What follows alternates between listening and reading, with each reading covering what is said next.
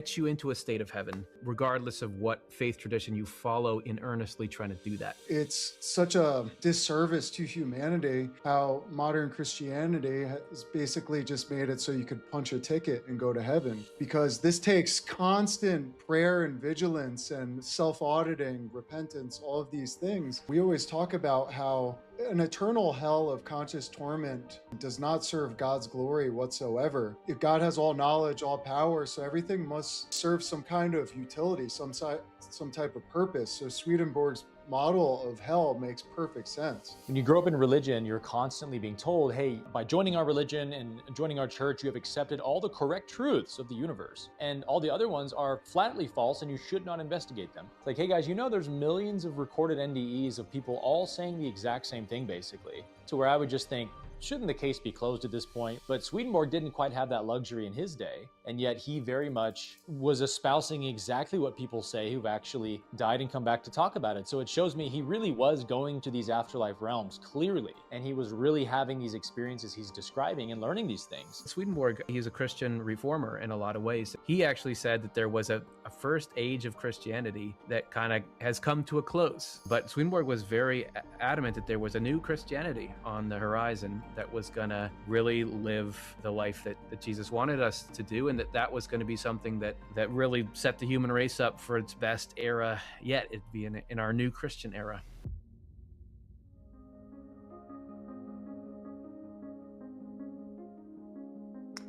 Shalom Alachem, peace be with you, my friends, and welcome back to the Jesus Way podcast.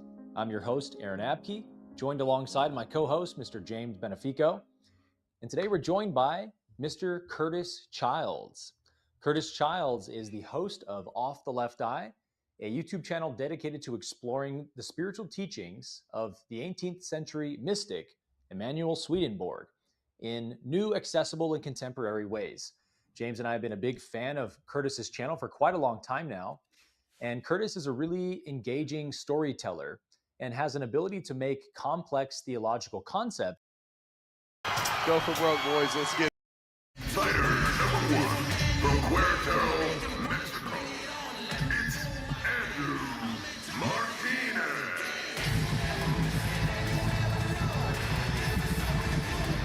The product of Querétaro, Mexico, Andrew Martinez enters tonight with a 3-1 record. Of course, he looks to make it 4 wins heading into the AMMA offseason. Andrew Martinez, with a lot of experience in this game. Some of the attributes to his name: IMCF world champion in the longsword. He is ready to compete. He is ready to have Mexico have a 3-0 night here. Yeah, let's see if he can pull it off. And he's should be in good conditioning. He just did a 5 rounds for the for the championship in MMA not too long ago. So he should be in peak conditioning. Fighter number 2 from Paris, France. It's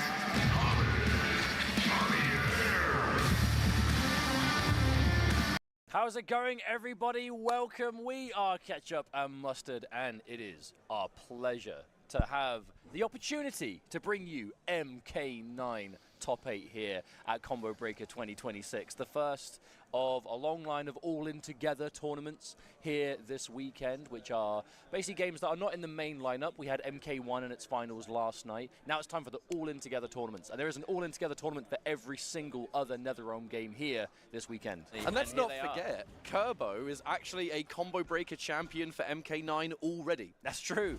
Mike Metroid, Johnny Cage specialist, does actually have a really good striker as well. I can't imagine we'll be seeing that, though, unless it's as some sort of Hail Mary. But we are going to be starting off with the Johnny Cage mirror match. Now, before the match started, we did see the players deciding, working out who would be player 1, because MK9 with its player 1 advantage, there is no trades in this game. If 2 attacks collide on the same frame, player 1 will win every time. In the Johnny Cage mirror, that is more important than almost any other mirror in the game, with the exception of maybe like a Cabal mirror or something. Because this is a character who's about frame traps, constant rush down, and if you're sticking out the same button, You want to be winning those trades, not trades. There's that forward 3-3 whiff punish, by the way. And if anyone's ever seen MK9, you know how the rushdown is going to go. Johnny Cage, the forward 3, the advancing knee attack, the best mid in the game by a significant margin. It has so many different extra hits on it. You can hit confirm it into nut punch. On block, you can do the EX force balls for plus frames if the opponent is standing. But outside of that, it's going to be a lot of just trying to enforce, right, now is going to be my turn. But if you're trying to enforce whose turn it's going to be, that's where player 1 Cage has the massive advantage. But it's quite an interesting mirror match, though, because EX Nut Punch having that kind of, like, invulnerability to it, so important, because not many moves in the game have access to that kind of utility, let alone when you're fighting yourself, and the character is so rushdown focused. But already, Kerbo looking good here. Mike, chip damage going to be so prominent. I mean, Mike hasn't really been opened up by much at all in this life bar, but look, where is the health gone? Everything just does so much chip damage. Nice pickup as well from Kerbo. I love the fact that Kerbo's doing, I think it's the forward 3-2, that backhand. It's really good at catching someone jumping out. It's way easier to confirm as well with like a regular forward 3 hitting on its own. It's all about awareness. This late in the game's life, I mean, we're talking over a decade, 15 years or so since MK9. Where has the time gone? My point is, there are small little interactions that only true masters are going to be ready for. And you have to be at this level of play. Oh, what a catch though, Kerbo. The massive launch. And this is looking quite dangerous now for Mike Metroid. Because again, chip damage is more important than on-hit damage, you could say, in a matchup like this. Got to be careful with up-close pressure though, because one Johnny Cage parry, the X-ray, hang on. Kerbo isn't going to pull the trigger on anything just yet, but the threat of that X-ray is prominent with Cage. Oh, the challenge. Mike Metroid with the poke on hit. Okay, Mike is bringing this back. The chip damage. For the standing one, okay, that force ball connecting is huge. So it gives Mike a way back in now. Down one! Challenge again! Mike Metroid absolutely seizing that round back from looking like certain defeat with just some well-timed pokes on hit. And every time it worked out, he was ready to confirm. And we have to remember as well, Mike Metroid made this top 8. I know this is the first like stream matches of the tournament, but made top 8 by defeating Rewind. Yeah, to do so. And when he came up to tell me about it, he was like, I was player 2, Johnny Cage. Yeah.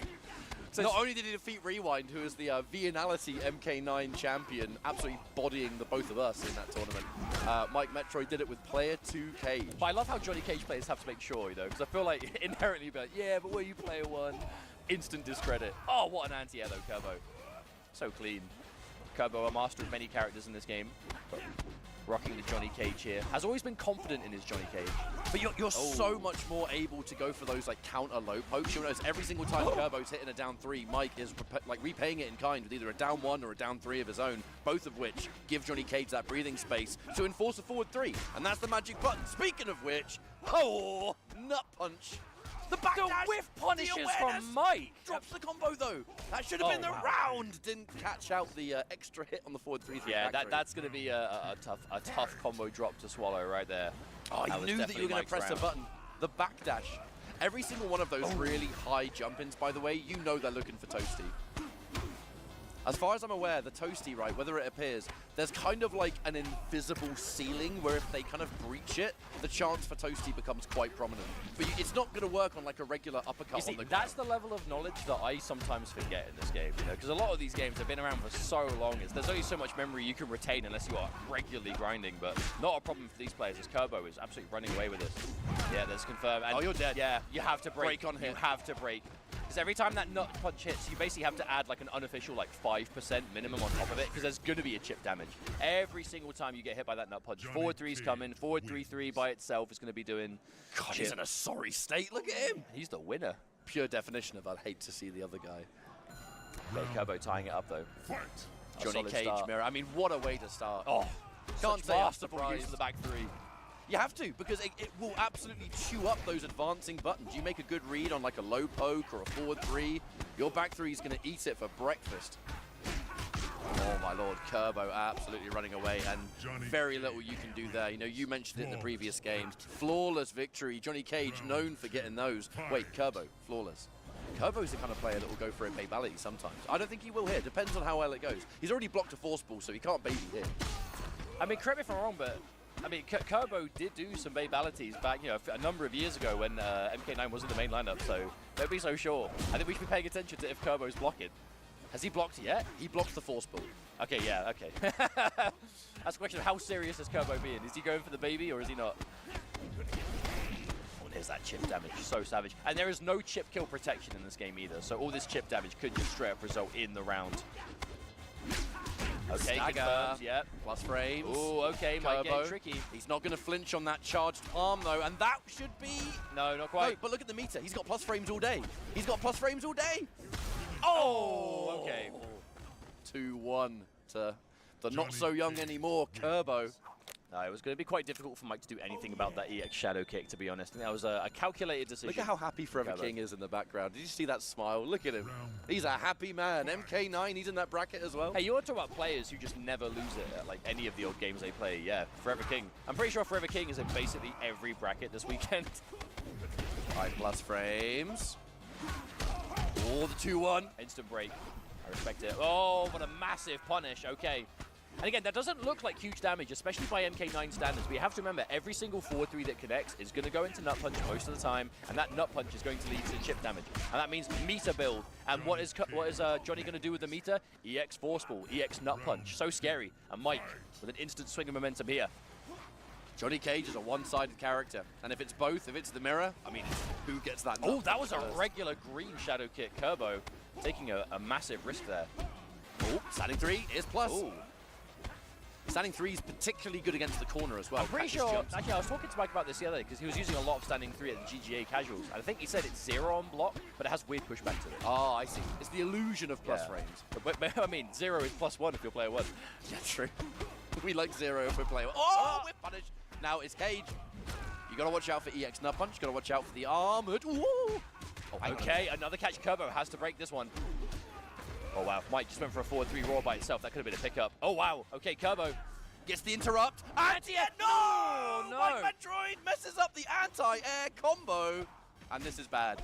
Oh, that could have been huge as well. Oh, but Mike Metroid with the Galaxy Brain back 3. You know, I love that hard call out because Mike has had a few moments where he's made an amazing... Look at how focused he is. Yeah, he has just had like crispy execution, like a really good decision, but then has just like dropped the end of it and has kind of lost the momentum on the back of it. So for Mike to have a situation where he drops something and get a massive back 3, that has got to do so much mental work in just getting you back into the game. With punish, overcommits on the 2-1 string before the third hit can even come out. Your ass is getting launched.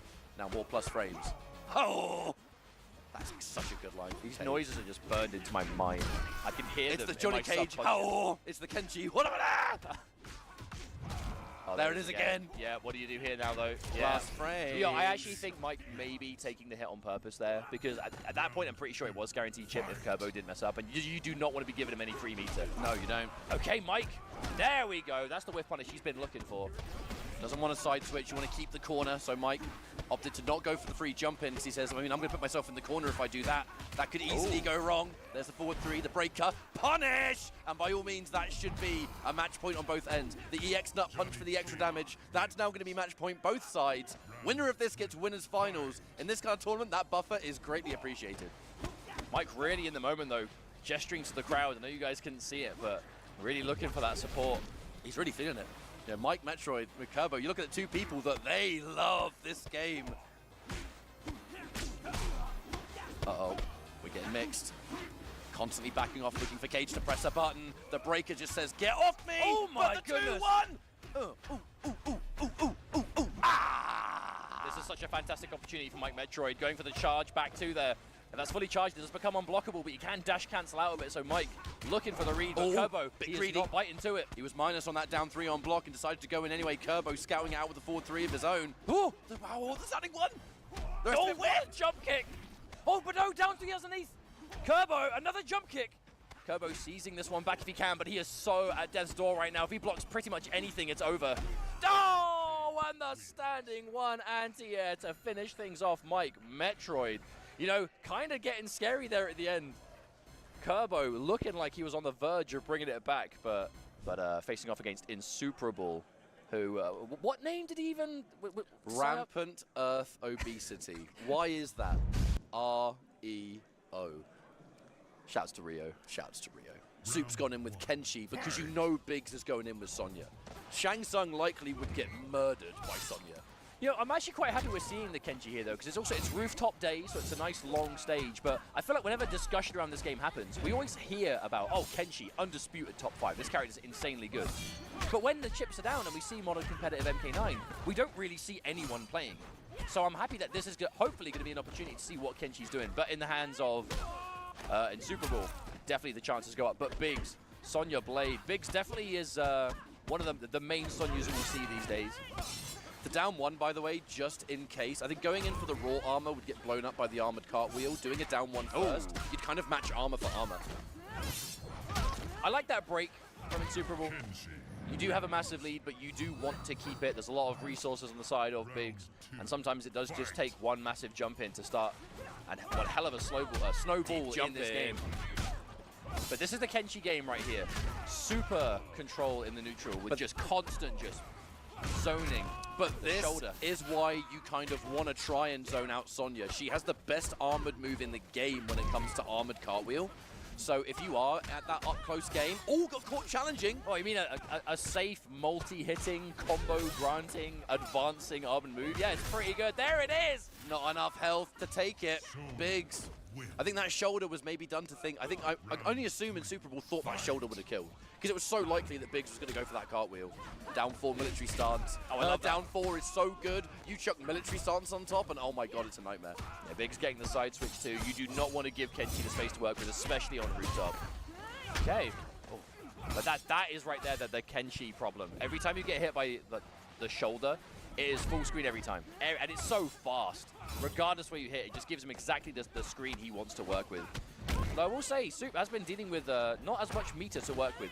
And Kenshi really kind of comes online with the EX shoulder. Speaking of meter, Biggs not having access to that armored cartwheel is going to make this end game so difficult. Oh, he didn't quite get it. But there's the armored push for the easy guaranteed anti-air. Now, Biggs, as long as he had the armored cartwheel, he was in a good situation. The second he doesn't, you lose that vital tool to get in on Kenshi. I think this is why Biggs has gone, right, I'm now going to pick Kung Lao. Because Kung Lao, in a weird way, far more mobile. Keeping a problematic, aggressive character like that exactly where you want them. And even there, getting the first hit bonus there, even with a quick down 3, so important. Because it means that Kenshi now has access to instant breaker if it goes wrong. You have access to EX shoulder. And here's a punish. Keep it nice and simple. Get the knockdown frames. Deep jumping kick. Some of you might be wondering, why is he going for jumping kick so low to the ground? Basically, if you jump in kick normally, you kind of get stuck in the air. If you do it right before you hit the floor, it essentially cancels the recovery, but keeps the advantage. Yeah, a massive block advantage on it too. And some characters can combo from it too one hit if they have something that moves forward enough. What a neutral jump punch. Even that with punish, with the rising karma. Even that jump in, by the way, I'm fairly certain was done on reaction to low hat. It's all these little interactions that Soup has kind of really become known for in these recent years. But if we're talking like eliminating recovery, that is something that Kung Lao is so good at this game. Whiff dive kick recovers pretty much straight away. So it is one of the best mobility tools in the game, bar none. This is going to be difficult for Biggs. Oh, what? But if you get a Galaxy Brain jump like that, I mean, it looks like Biggs is just jumping a lot, but it is for good reason. Because the thing is, approaching Kenshi on the ground is a bit of a problem. Whereas if you get one good jump, that can mean the difference between the round. Oh, the quick back off as well. The movement from Soup to avoid the jump in. Anti-air. So ready for everything. Oh no, drop the combo though. I think an opportunity for Biggs and a raw spin. I love that opportunity. I think Soup was going for some of the optimals there. The early advancing string, you can actually get it high enough, you can get more damage. Not that it really matters at all, because 2-0 as Soup is going to take that second game here. Oh, this game is so fast, man. But I do think the Lao is the better pick for this. I really do. But so much of that game, Soup was sitting on like 3 bars of meter. You ain't worrying about no X-rays or anything like that in this game. You're looking at 3 armored moves that are plus on block and send full screen. How do you pressure a Kenshi with that much resources?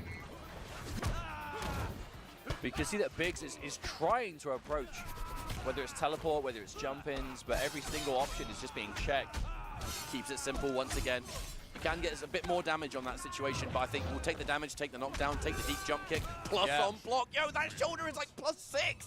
It's +6. But that's what you need. If it's just a chip is so prominent in this game overall. We talked about it before with Johnny Cage. But Get off! It is a thing just in the game in general. Oh, second he goes for it, the EX. Oh no, the spin! Biggs getting punished for it. I think that perhaps just a read on maybe Soup trying to press a button after the 2-1 on block. You know, Biggs is trying to play one step ahead, but he's always having to do so from the back foot. However, back to the wall now is Soup. Oh, nice. Nice check. Wake up spin. Okay. Love it. All right, gets the knockdown. But again, has to be careful. The 2-1 staggers. Plus frames. Lovely tech there from Biggs. And the jump back dive kick to make the shoulder whiff. Right. Signs of life. Signs of life. However, at least 1 bar of meter on the side of Kenji, looking to be 2. Meter build in this game is absurd, as is the chip damage. Goes in for the jump in, lovely teleport just to get out. Unfortunately, an anti-air on the second attempt. Wake up, rising karma. That's a full combo, but more importantly, Lau, you're all the way back over there. What are you gonna do? And every attempt that Biggs has made to advance has been countered most of the time by Soup. So, you know, and Super was going to be feeling pretty comfortable right now. So many resources to play with as well. And every single special that connects, even if it's on block, is going to be doing so much work. That is all she wrote. You may have had the breaker almost available, but standing button into X-Ray, you ain't building it in time. And that will be a 3-0 for Soup. And it is going to be, as Mike Metroid was hoping, you're next. You know, we've seen them in winners finals. It has been so long since I saw Kenji's X-Ray, I actually forgot what it looked like. There is a chance that if you have been practicing a lot of the games, maybe not focusing on anyone in particular, Ermac is a bit more, I'd say of the characters he plays, the most straightforward. So maybe doesn't require the most prep time. Compared to like Scarlet, you really have to make sure your execution is on point if you're playing a character. All right, well, it's going to be going in there with the Ermac. Ermac versus Smoke. Burrito Voorhees plays so relentlessly around those reset combos. And it's really consistent with them too, you know. Smoke and Cyrax are quite similar in the sense that they are built around kind of this right here, these unavoidable reset combo situations. But Smoke's have always been a bit more inconsistent. You know, it's always been, whereas Cyrax has some pretty much guaranteed, like, do this combo in such and such a way and you will reset every time. A lot harder to do so with Smoke. And it's not a guarantee that every time he goes for it, it's going to work.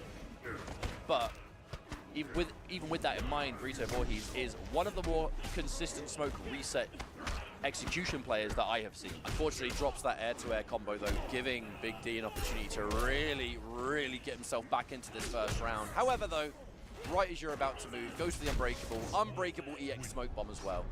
I saw him hit you with that when you played in bracket yesterday. Oh, yeah, he beat my ass. 100%. You were playing Baraka, it's fine. Oh, it was going to happen either way.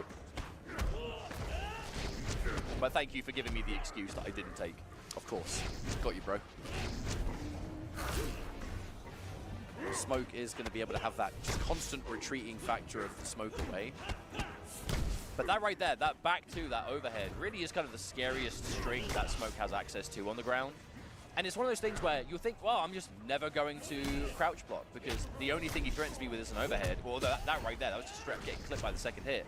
You will just get down forward or thrown into oblivion if you just want to stand block forever. And a player like Burrito is going to know that. But looking really in control in this first game one has pretty much been, wow. It's just really dominating difficult for Ermac to approach in this matchup, it seems. Another overhead. I mean, I guess that's kind of the bottom line, though. You've got to watch out for those overheads all the time. It's not necessarily, oh, I just wasn't blocking overhead. Sometimes you can get clipped moving, you might be going for a poke. It is going to be Nightwolf. All right, let's see if, I mean, when's the last time we saw Nightwolf in the top 8? I mean, yeah, I couldn't possibly tell you. Genuinely, I have no idea. He is going to be able to chase down Smoke a little bit more reliably. But again, that right watch out. Watch the forward 3. You'll get whip punished on it. Yeah, you were saying before, it's not just that, hey, it's an overhead, so just block high. Like, the way that Burrito kind of pokes out or sticks out that advancing back too, you know, it moves forward, it can catch whiffed buttons, you can use it preemptively if you think they're going to move in at the worst possible time. And the reward for it is so high. That standing 2 is such an anti-air as well. You know, Smoke doesn't have a million buttons, but he's got a reliable anti-air. He's got a standing punish potential, the damage. But Nightwolf, a lot more limited than the average character, but not completely without options.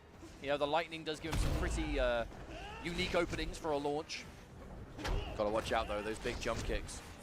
Even if a jump kick connects on its own there, sometimes Nightwolf can actually still get a nice little 2-piece with the shoulder charge. All right, takes the plus frames, bit delayed. Looking for the forward 3 again. Sticks out the axe just in case you release block. Good block on the overhead. Still alive. No, we're still alive here. Can Nightwolf do it? Watch out, EX now. Not guaranteed, sticking up those pokes. Oh my goodness, what? That is like the last thing any of us expected. What the EX point blank? I say EX Lightning Anti-Air. Okay, we take it. Oh, but there's the start. Yeah, and by the time you've even built the meter, yeah, the reset's already happened. So you take almost half your life and then you get the chance to break. Oh, almost had a chance there too, though. Look at the anti-airs, a standing 2. The standing 2 is just on the reset again. Burrito. I was saying before, the consistency on these resets is impressive. It is not as easy as it looks to get that. But the downside, though, I think, is it has spent all the bar. Now that right there, yes. React to the smoke bomb with a shoulder charge. That's one element of the matchup you are going to have. Lovely tech there from Brio Voorhees. Constantly trying to chase down, but at a moment's notice, that back 2 is just coming out. Wake up, Axe! Tried it before, got stuffed, and was not put off going for it a second time. Oh. Burrito Voorhees, though, recognizing that Nightwolf is in the air. This, however, is not going to kill. There's no meter. We're not going to go for the reset, but we are going to get some sort of advantage. Invisibility, big jump in. That's a good air-to-air, too. Burrito would almost certainly have picked that up. Trying to chase down with the shoulder, but too far. The smoke away, such good mobility coming out from Burrito. He just cannot be pinned down.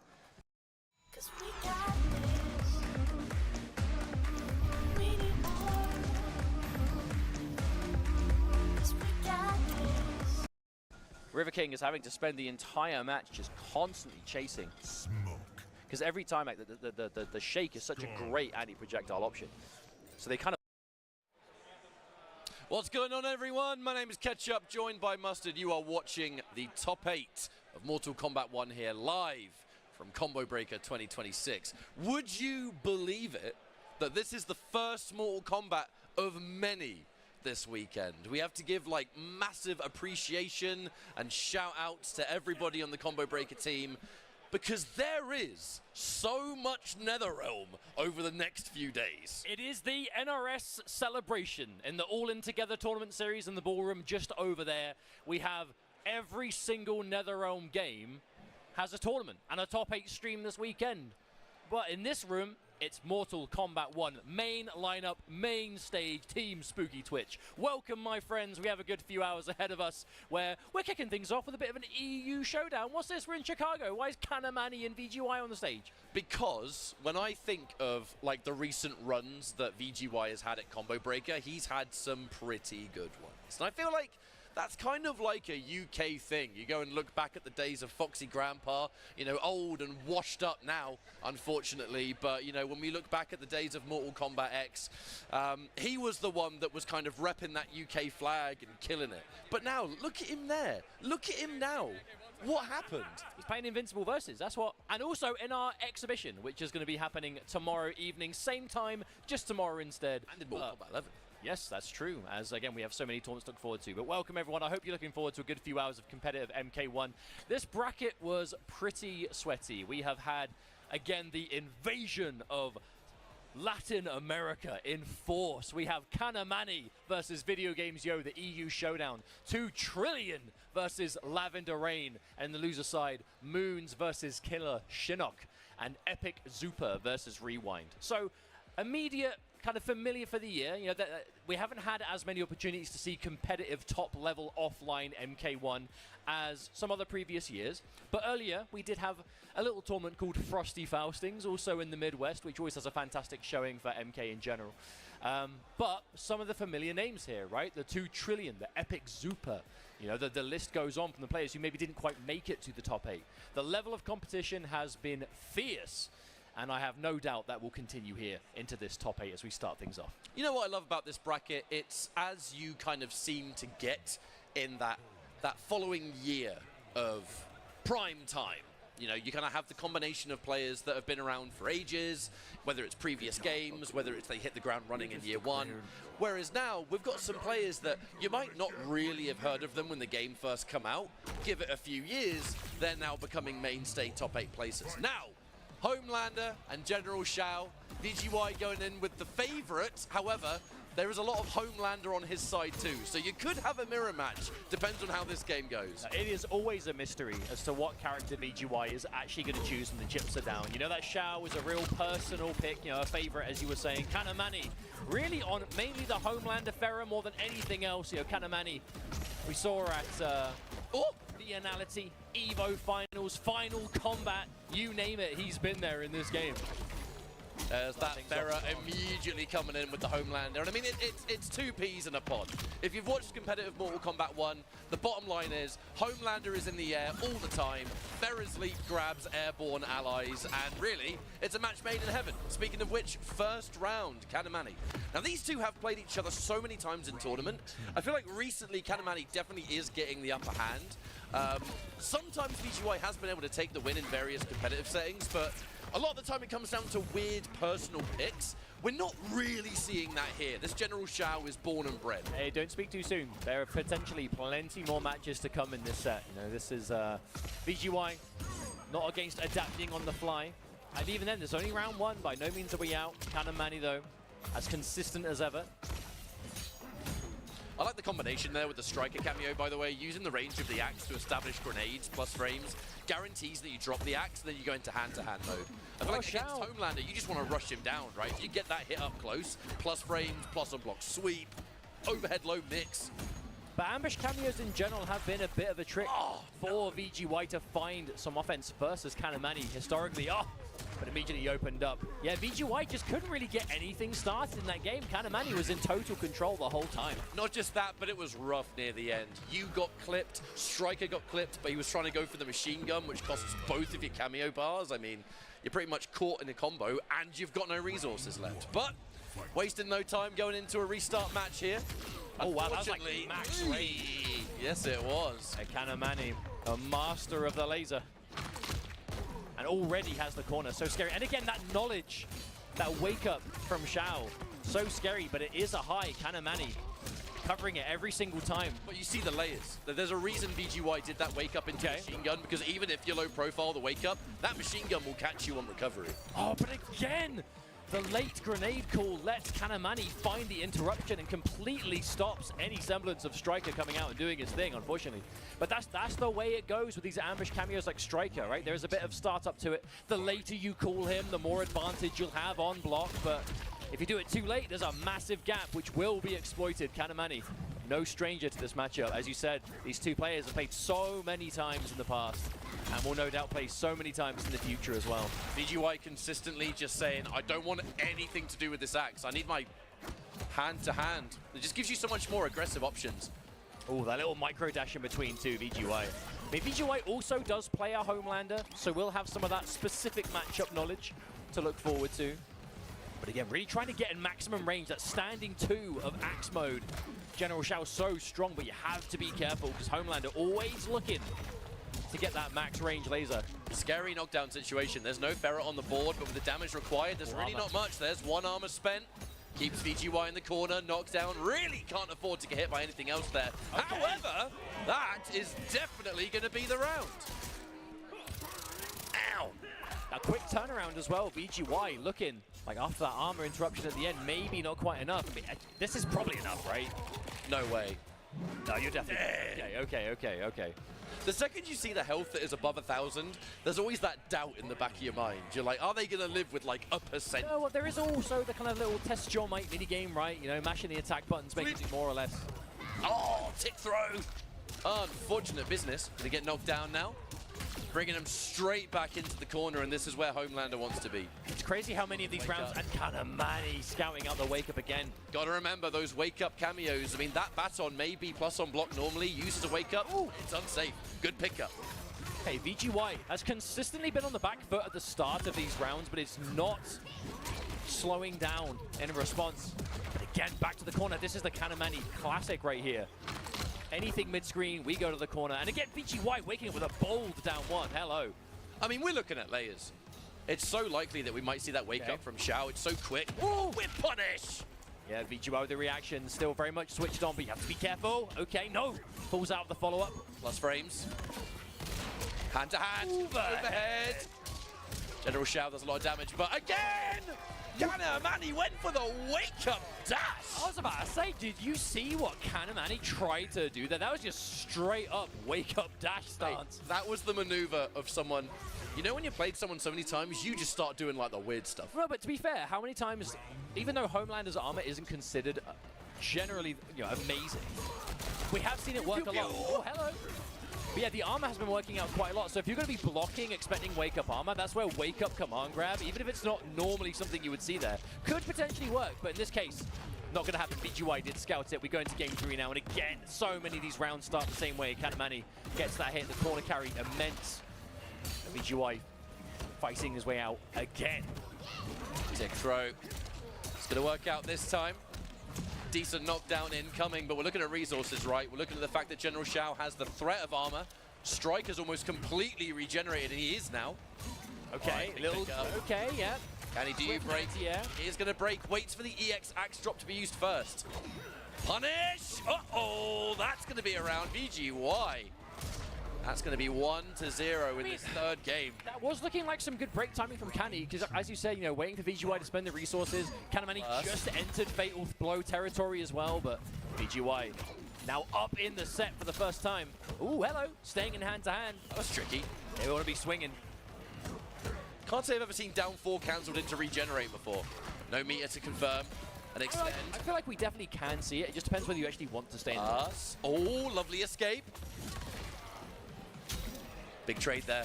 A trade that's going to benefit VGY. Plus on block. Oh, wow. Again, the down 4. Yo, we're just kicking man's feet. Watch your feet. Come on. Such a bully offense coming out of VGY. The lows, the overheads, the wake-up buttons. Kanamani, you're swinging. That's so disrespectful. Okay, this is a comeback to make, but you've got the resources to do it. Fair has been spent, yes, but Fatal Blow is ready. 3 bars.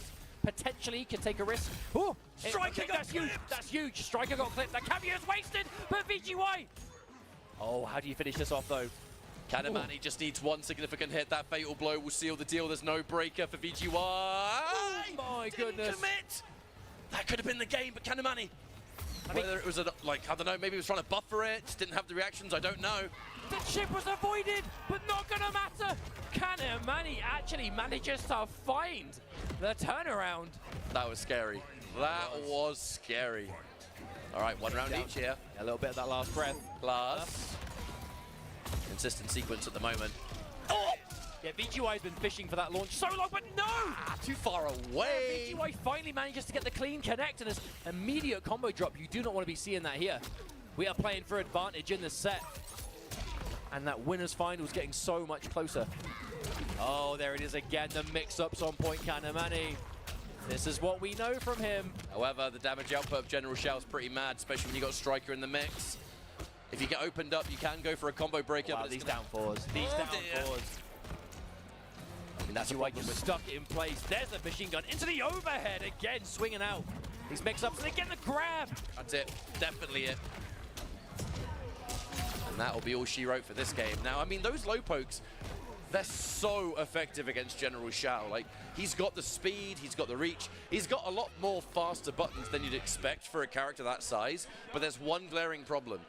Not really any of them are mids, so those low pokes give General Shao such a nightmare up close. That's why we're seeing so much down force from Kanamani, right? It goes under the high wake up, the lack of mids is quite difficult. It actually manages to block in time for the machine gun. In between shots. Yeah, it wouldn't have mattered too much either way, but definitely a lot less recovery on that than I thought. All right, gonna get a decent knockdown. Oh, wow. Even that Kanamani still going for the up block. Goes to show that Kanamani is just so aware of what VGY is going to be threatening. There's the wake up. That's the first time I've actually seen that work out for VGY, and both players are doing this. They're kind of defaulting to some very bold defensive choices that they're not always working out. Yeah, they're not always working out, but they're still sticking to their guns. However, here we are, advantage Kanamani, yeah, backing off. Building some of that time, getting that Ferro regeneration. It's a hard comeback to make in this position. You got no meter. Oh my goodness. And yeah, that'll be it. Meaty, go in there with the mid off the knockdown. And that's all you need at this point. Now it's going to be match point, Kanamani. That winner's finals. Looking pretty attractive right now. Uh-oh. Oh no, the striker grenade serving as a bit of a miniature combo break for VGY, but immediately followed up again And this is what we've been seeing from Canny. Get that corner. There's the counter hit confirm. Oh, and we're going to get huge damage here. Yeah, Ferry just came back too. Yeah. Oh, so much damage. This will not kill, but this is going to put VGY in miserable territory. Possibly one more mix. No Ferra, so we can't extend. Lives to fight. I'd say another day, but might just be another few seconds at this rate. And that's going to be it. Kanamani moving on into winners finals. VGY knocked into the losers bracket, so that second lifeline is still there, but I feel like every time you do well at a tournament, especially at an event like this, you're always kind of holding yourself to a standard where it's like, I want to outplace myself next time. VGY had such an incredible run at Combo Breaker last year. We have got to the point where literally anybody can build a fully working app without knowing how to code. This is For him to best his previous performance, that's quite a big ask. Well, especially if memory serves, last year's Combo Breaker was significant for VGY in the sense that it was like final combat placing on the line as well, right? You kind of had to do well, get a certain amount of points and outplace other people. I can't remember exactly how the dynamic worked, but basically VGY needed to do as well as he did last year to qualify. It made him comfortable. Yeah, so this year, you know, you kind of already have had that in your mind, but you want to do it again, right? You don't want to be going all this way to Chicago to play again to, you know, get to that winner's side top 8, drop down to losers, but that is going to be the case here. But that matchup was such a game of momentum, as I guess is the way with both Xiao and Kanamani. The brackets are ready to go, kind of see how things are going as we move through. We're going to find out who we're seeing next. It's going to be Trillian versus Lavender Rain, so I'm going to guess Rain versus Takeda, which is got to say, a bit of a weird matchup, right? Because I don't think we get to see it too often. No, we don't. I mean, Rain isn't exactly like an unpopular character. I would actually go as far to say that in the later years of Mortal Kombat 1, Rain sort of grew more and more popular as time went on, especially with that Janet pairing. Just becomes a very dangerous combination. You've got the damage, you've got the range, you've got, more importantly, the setup, and the fact that he's got really good strings. He's got an unbelievably good mid in back 3. And then at the same time, you just have Janet's ability to turn anything into a combo. So the second Rain has his base utility plus consistent grab combos that can be looped. I mean, that's kind of why it's been like the tried and true pairing of Rain for what feels like 2 years at this point. I think, especially the Whirlpool setups, that there is such a value in having the ability to guarantee a meaty in this game. You know, like wake-up options are normally kind of volatile. They can be frustrating to deal with at times, but if you're playing Rain, you have the option, whether it's a throw combo, whether it's anything else, just to end with a Whirlpool underneath them.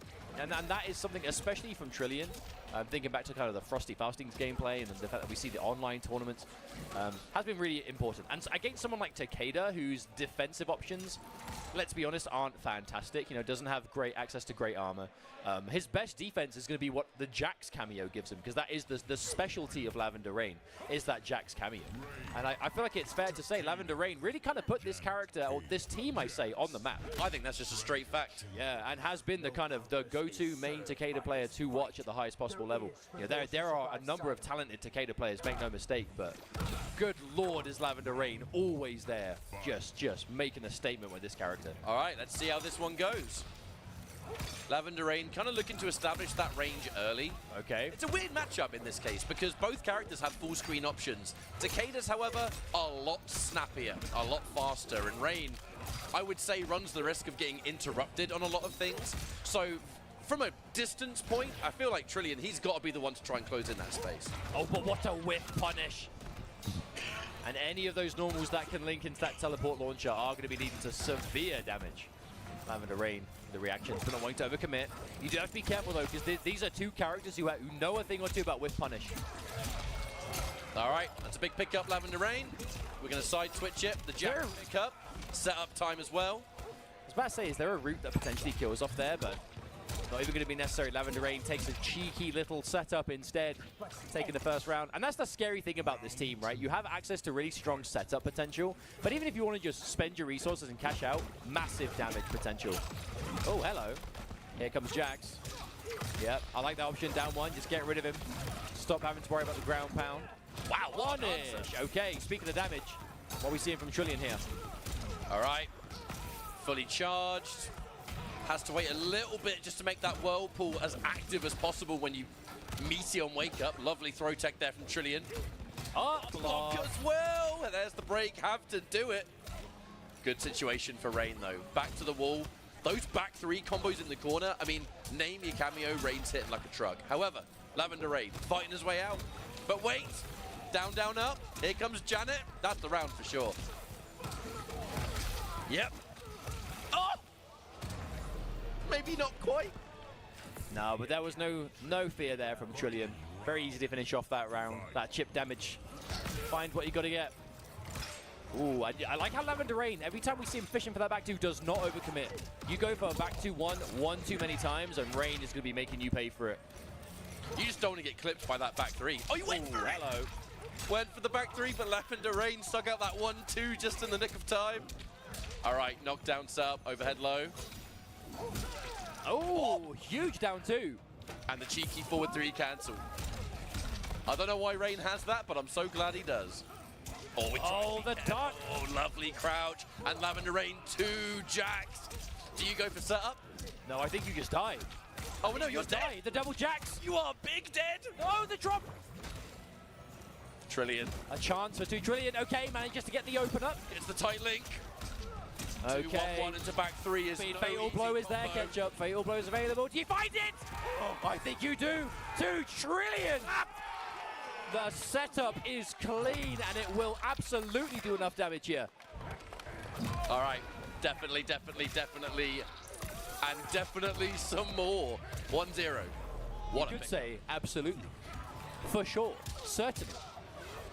Yes. Regardless, it is more than enough damage to Trillian. I mean, let's be real, that was a bit of like a bonus situation. Lavender Rain had the kill combo. The double jacks was spent. We know this team is capable of that number, but no, Lavender Rain just did not. I think was it the shuriken at the end, the very end? Unfortunate. I gotta say, Trillian's execution on those back three into down, down, up, like, it doesn't look like much, but the execution on that to get it every single time is so tricky.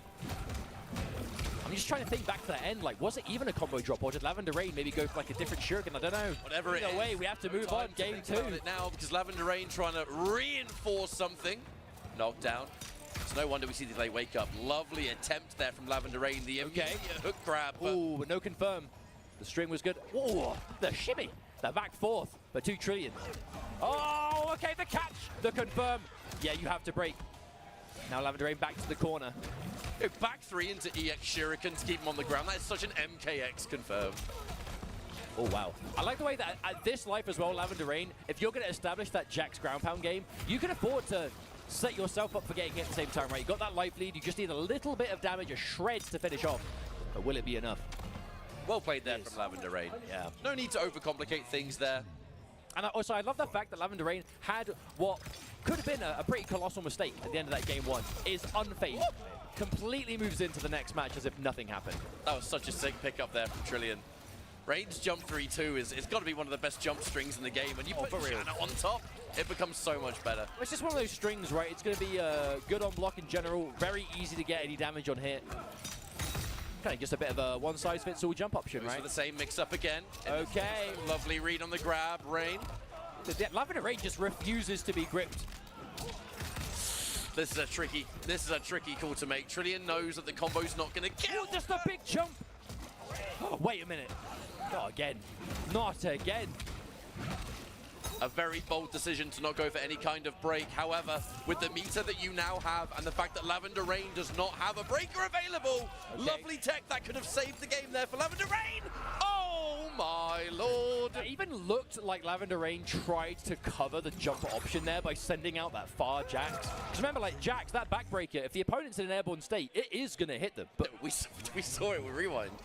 We did it. Interrupted the Reiko command grab. Are you kidding me? Legitimately one of the best like Jax calls I think I've seen in this game period. But big knockdown. That's going to be meaty Whirlpool. Yep. And that's what I was saying before, right?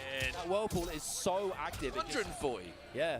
it just stops your opponent having even an option for wake up, right? It's going to be potential armor break or... Honestly, it's the development of Rain. I think early in Rain, people were using it for like weird, hard to blockable situations.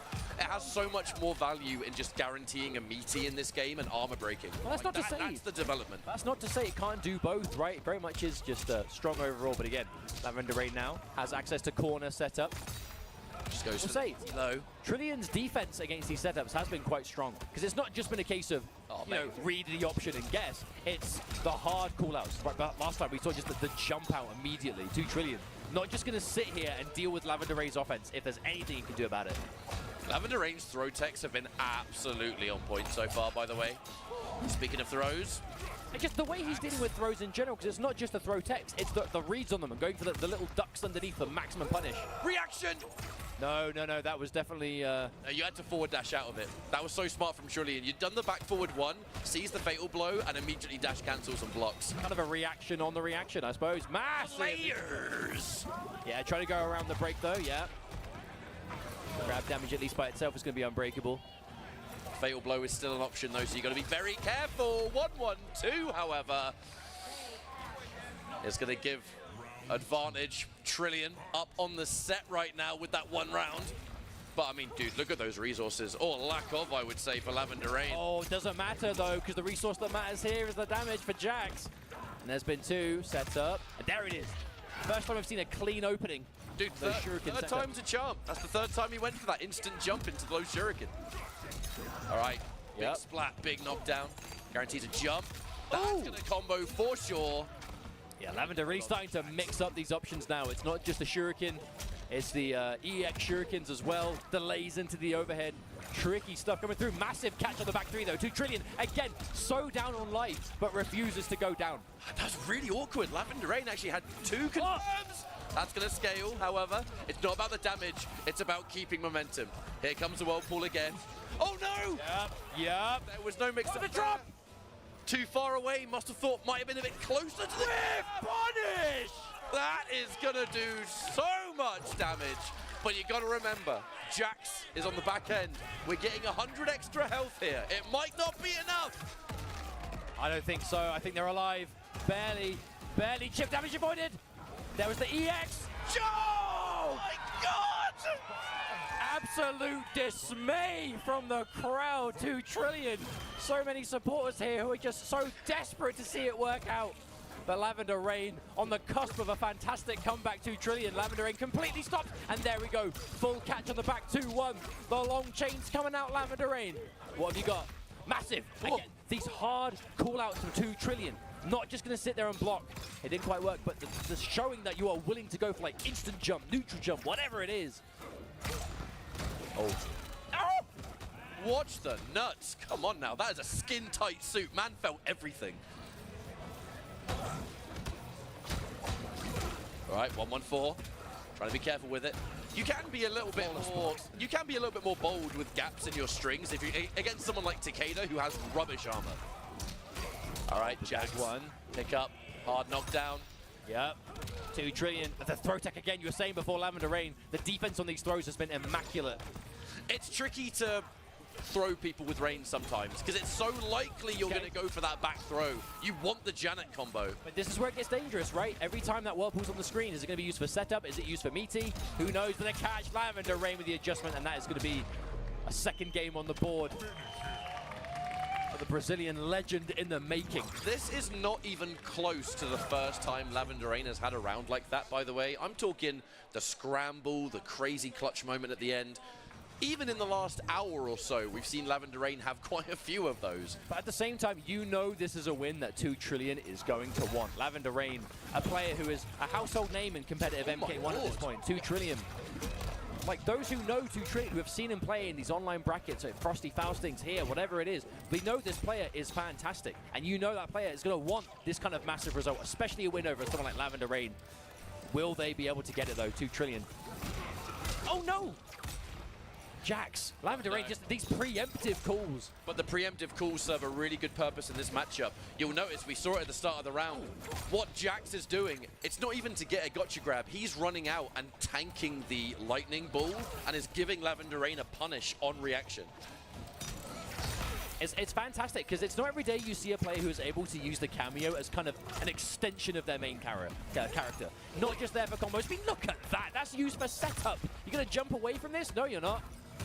You don't even need to get a massive combo from it. Just showing that you are aware. Any little damage, just keep them exactly where you want them to be. We got the 2-1-1 there, but I don't know. We just didn't manage to get the cancel earlier, which would have led to a full combo. Unfortunately, no time to reflect on it because just like that, Lavender Rain match point and 1 round away from meeting Kanamani in the winners finals of Combo Breaker.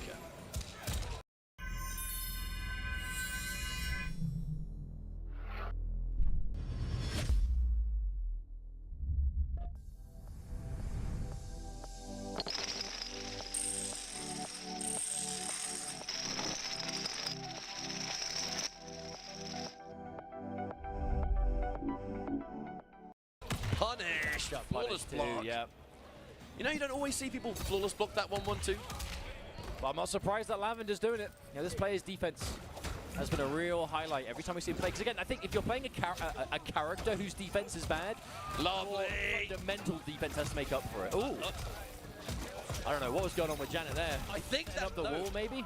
The wall was used more than likely to keep the plus frames to extend the combo. Oh, okay. Quite a few cameos can do it. It's really weird, but it does give you good damage.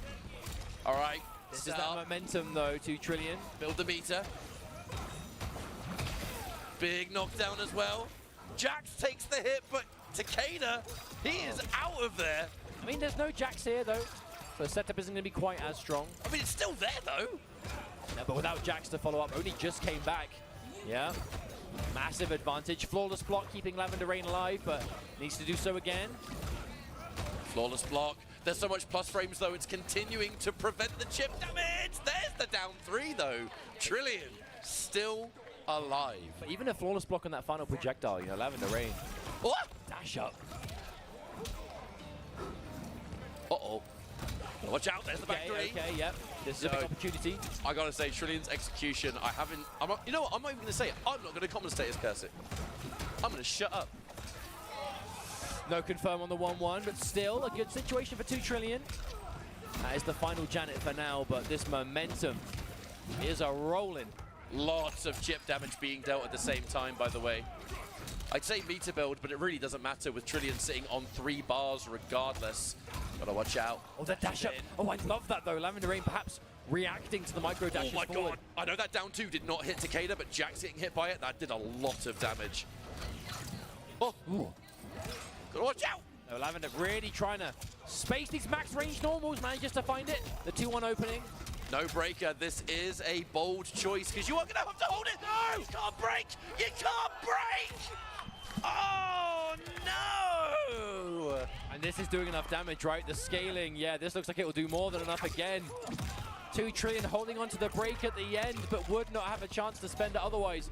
I almost wonder if that was just a catch from Lavender Rain. They're kind of recognizing that Trillian was holding on to the meter and going, hey, well, I'm looking for Unbreakable as soon as possible. Found it.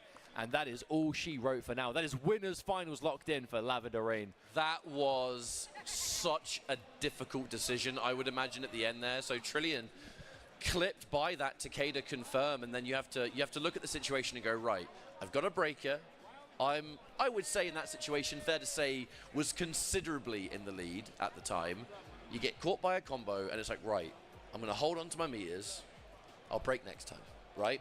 But you're against a character that has that setup. So regardless, they have that rather, significant advantage because of things like the unbreakable down 2 jump cancel.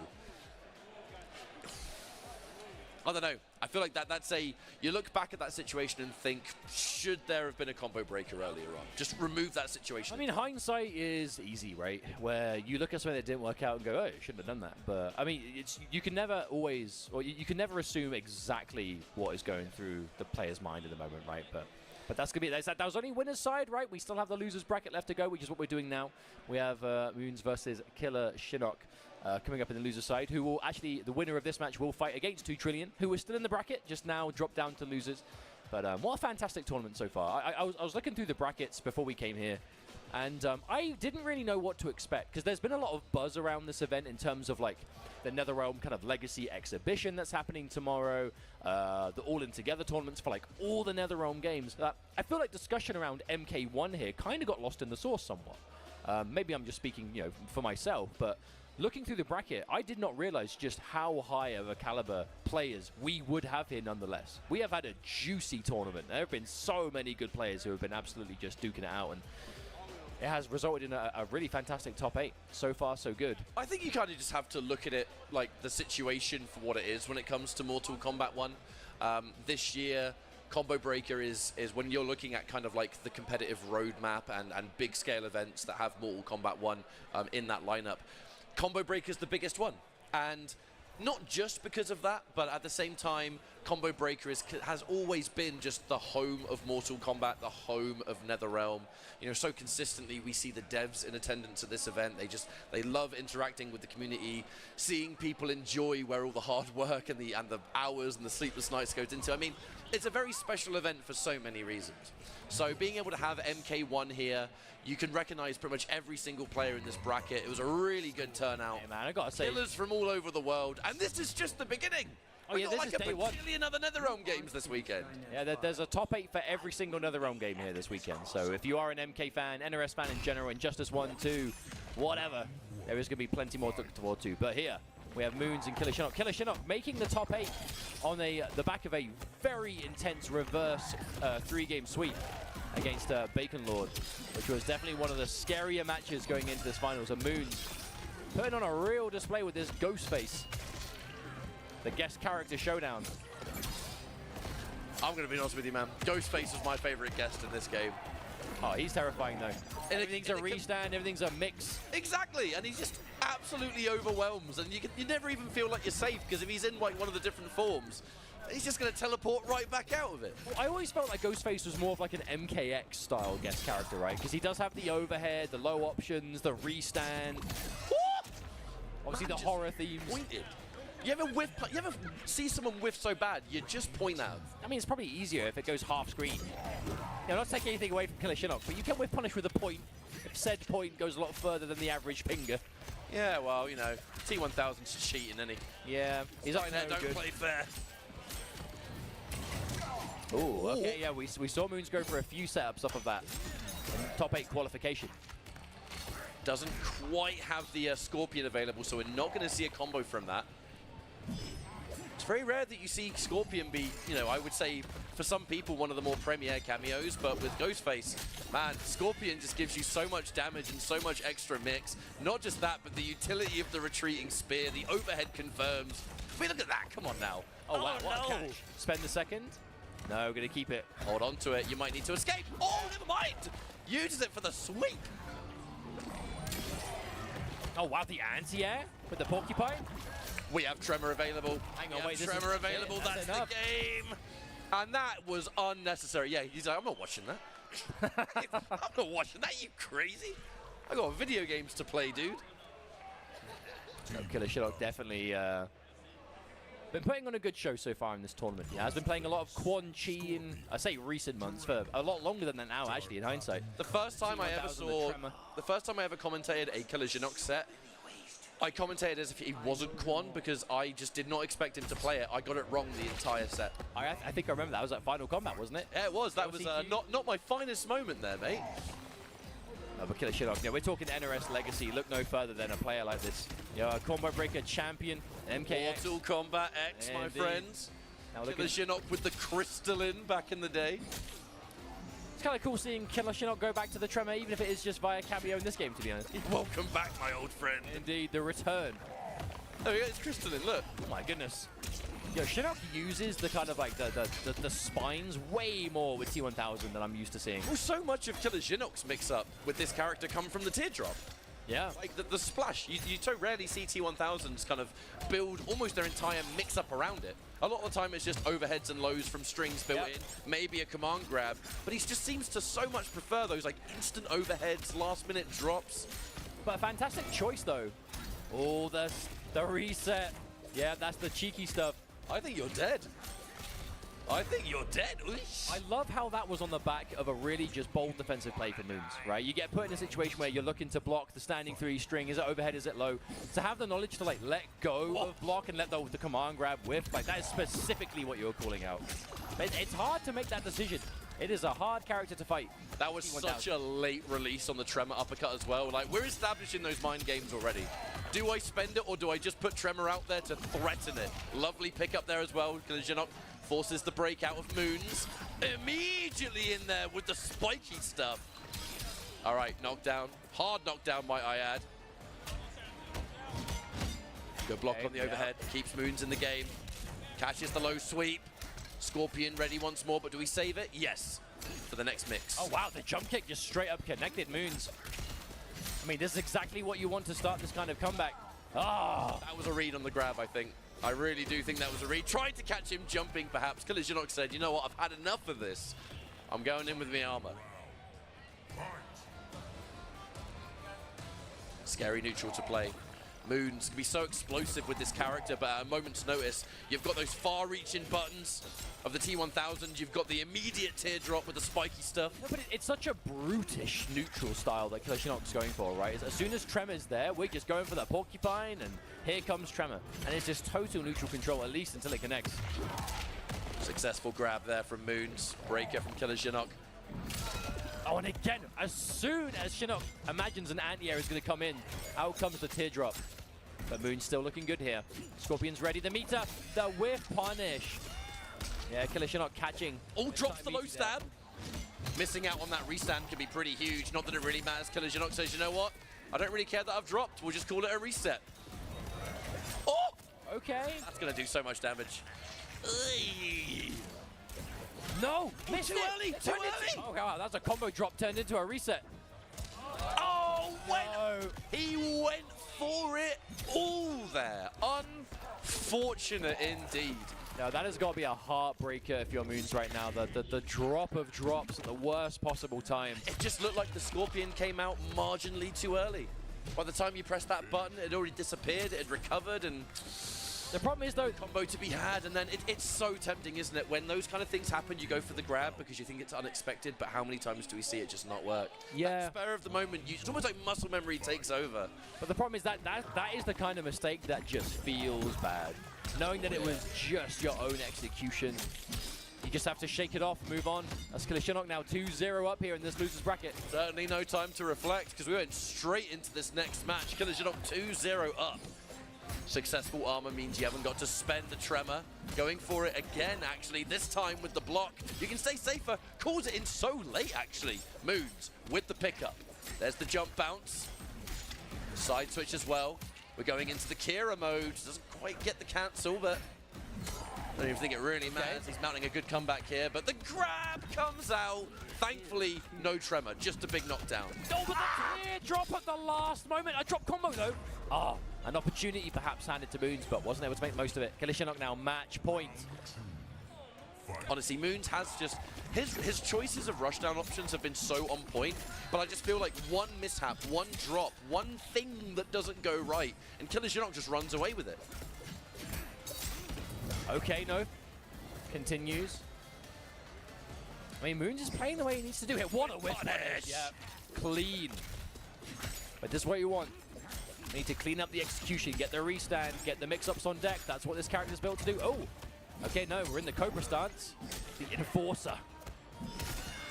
Oh, couldn't really do anything with it. The teardrop again. Double overhead. I'm telling you, Shinok, he just built so much of the mix-up around that overhead threat pretty much all the time.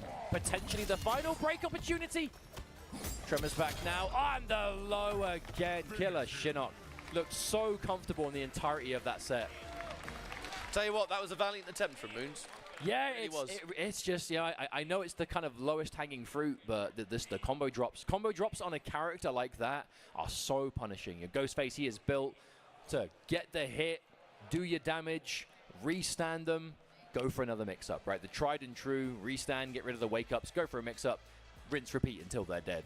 But if you do get a drop here and there, that momentum you're desperately trying to build just gets completely stopped. But is what it is, you know, a noble effort and a top 8 secured. So congratulations on the top 8 but it will be Killer Shinnok who advances to Hey, look, you hear this in pretty much every bracket at an event like this, but guess what? It's because it's true. Getting top 8, even that at an event like this, is crazy in itself. So, you know, everyone's going to be disappointed that they don't make it that one step further, especially in, like, I guess, you know, this first round losers. You're like, right, this is my chance to really try and get something in. You know, ultimately someone's got to lose that set. Yeah. But you can at least walk away with your head held high because, bro, I got top 8 at Combo Breaker, Mortal Kombat, you know, the recent game. This was the biggest of all the NetherRealm games this weekend. This had the highest number. And it's the only one that's in the main roster, right? No, exactly. It was killers all over the damn place. No pun intended, because Killer Shinnok, haha, so funny. There he is. Our next matchup is going to be the second first round of losers, Epic, Zupa, and Rewind. So, I'm guessing we're going to be seeing... Sorry, I bumped into you with my elbow there. We're going to be probably seeing some Quan Chi again, Rewind. I mean, Zupa does have a Cyrax as well, so not sure. But I don't know, you're feeling it now, aren't you? It definitely looks like that when push comes to shove, Zupa does tend to prefer the Quan Chi, I will say that. And the Darius for the comeback? Yeah, maybe. I only ever used to see Rothor play that team. On the flip side, Rewind, pretty much going to be the Homelander or it's going to be the Reiko. Personally, I do prefer seeing the Reiko on Rewind because Reiko just strikes me as so much more of a Rewind character. You know, kind of reminds me of watching Rewind in kind of like MK11 where he would favor like the Kotal Khans, the Kanos, where you're looking like very like strong, powerful normals and a command grab that you can just build the game plan around. And that's what Reiko does in this game. To a T, especially what Reiko has ended up being. I know Reiko has seen a lot of changes over the game's lifespan, but it has resulted in a very Rewind character. I'm sad, man. We don't see Rewind play Ermac no more. He's probably still got access to it. The question is what will make him bring it out. Because we've seen the Li Mei. You know, we did see the Li Mei from Rewind to get the top 8 qualification. And that is a character that Rewind's been very vocal in the past about just really enjoying the character, but, you know, not playing the character in every single situation. Li Mei has her problems. You know, I wouldn't say that Li Mei is a bad character by any stretch. She's actually, I think, statistically, one of the most buffed characters if you just talk about numbers of buffs that she received. And the buffs have definitely seemed to be the right kind of things as well. They took what she did and they kind of just made it better in little areas. Okay, it is going to be the Reiko, at least at the start. Ooh, Quan Darius. This is a weird team. Every single knockdown, you're calling Darius. I'm not going to continue my talking point. Serena. Because Serena last minute. But I mean, I love the way more accurate, sure, but I love the way that Zupa plays this team, though. It's I want to spend my meter on portals, and Serena is here to make sure I can do that. That kick. Wow, good for business. What a start by Rewind. Just a dash-up scoop. And again, double. The two-piece. Call him Scooper. All right, looking for the armor. Interruption. All right, watch your head. Watch your head. The second that became an overhead, Quan Chi became so much more of a menace. Oh yeah, Quan Chi, we're talking characters who have received changes and buffs. Ouch! Quan Chi knows a thing or two about that. But this is where the matchup gets weird. Quan Chi, as soon as that armor spell is on the screen. Okay, the meter, the generation. Serena's always there to try and make sure.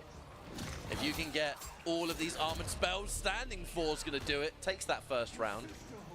It's a good approach, though, from Rewind, I have to say. I know they didn't win that round, but the thing is, especially with the Serena, that overhead is only ever going to be just the overhead. If you get hit by the low, it's a full combo. Oh, speaking of full combo, that's a lot of red ketchup. I literally turned to look at you while I talked about that. I looked back and over half the life was gone. Yes. What happened? Big combo. Say no more. Eek. Ow. It's interesting because that first round was such almost like just a straight up tower defense game plan from Zupa, but Rewind with a scoop or two. I mean, Rewind can afford to be patient here. He's got to get about 7% damage left to go. Yeah, any projectile will do it. I was just about to say that's basically, yeah, us stars. Hit one projectile, you'll be good. Well, one load of 3, I guess. Rewind can afford to take a few extra hits, though. We have to factor in 150 health difference between these two characters, by the way.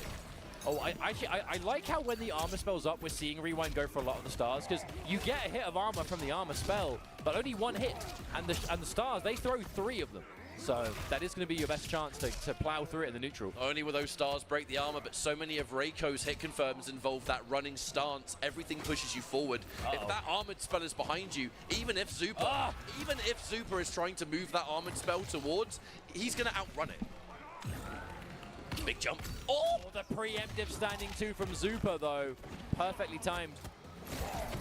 Goes for the push block. Yep, plus frames. Massive jump. Hang on a minute. Okay, an opportunity now for Zupa. Quan can going back. No! I was about to say he can make this happen, but he dropped the forward 4.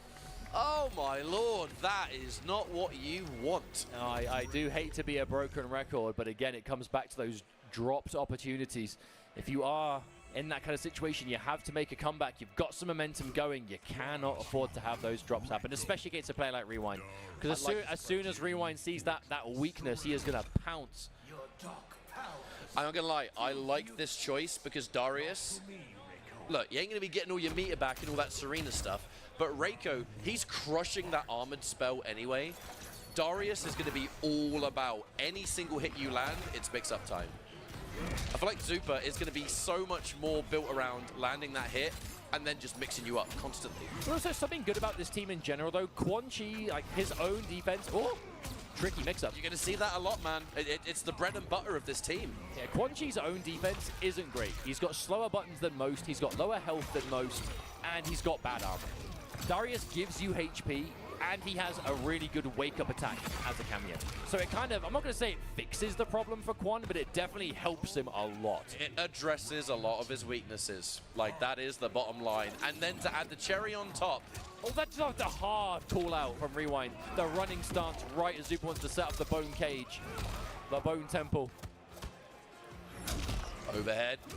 Every single overhead you land now is going to be Darius territory, so we go from, oh, I can afford to take this, doesn't do a lot of damage, to I'm on the floor and now Darius is right behind me.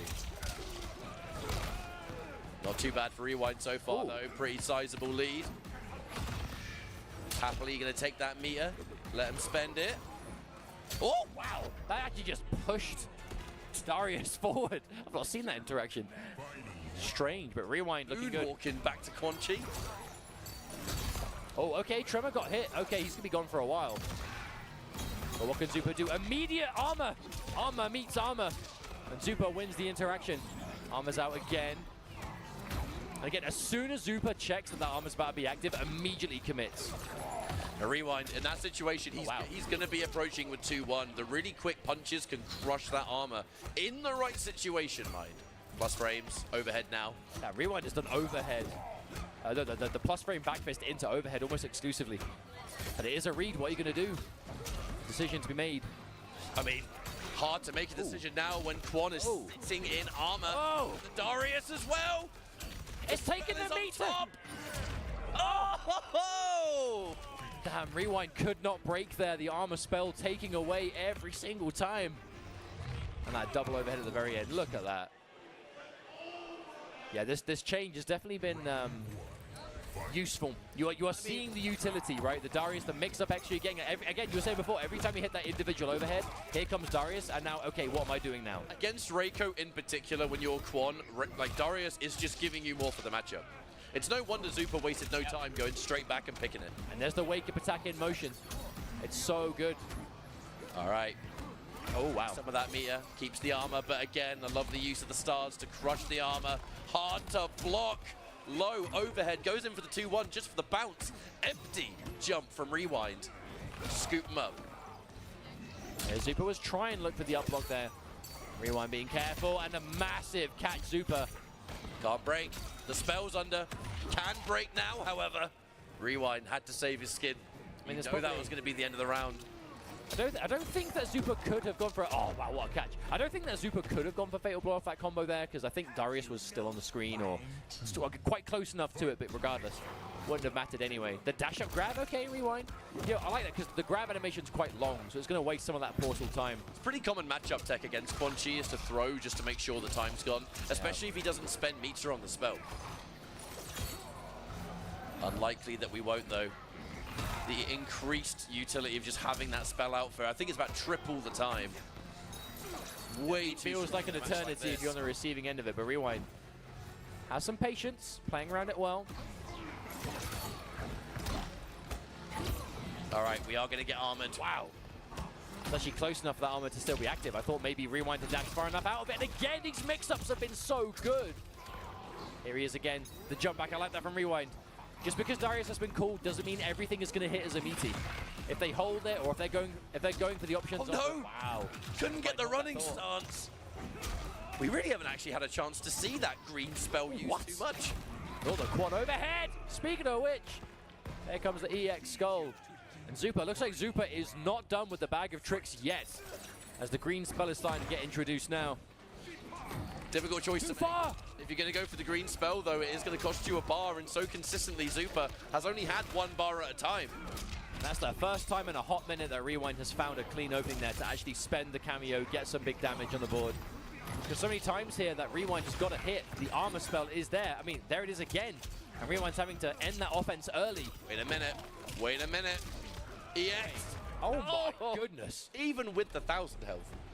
I'm used to seeing that kind of damage because it's Quan and he just dies if you breathe on him. That was not one of those times.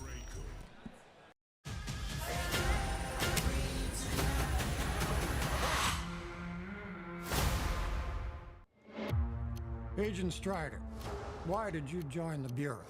I believe in justice, and I believe that Negroes have to be a part in getting it. Case after case, unsolved. Unsolved. Unsolved.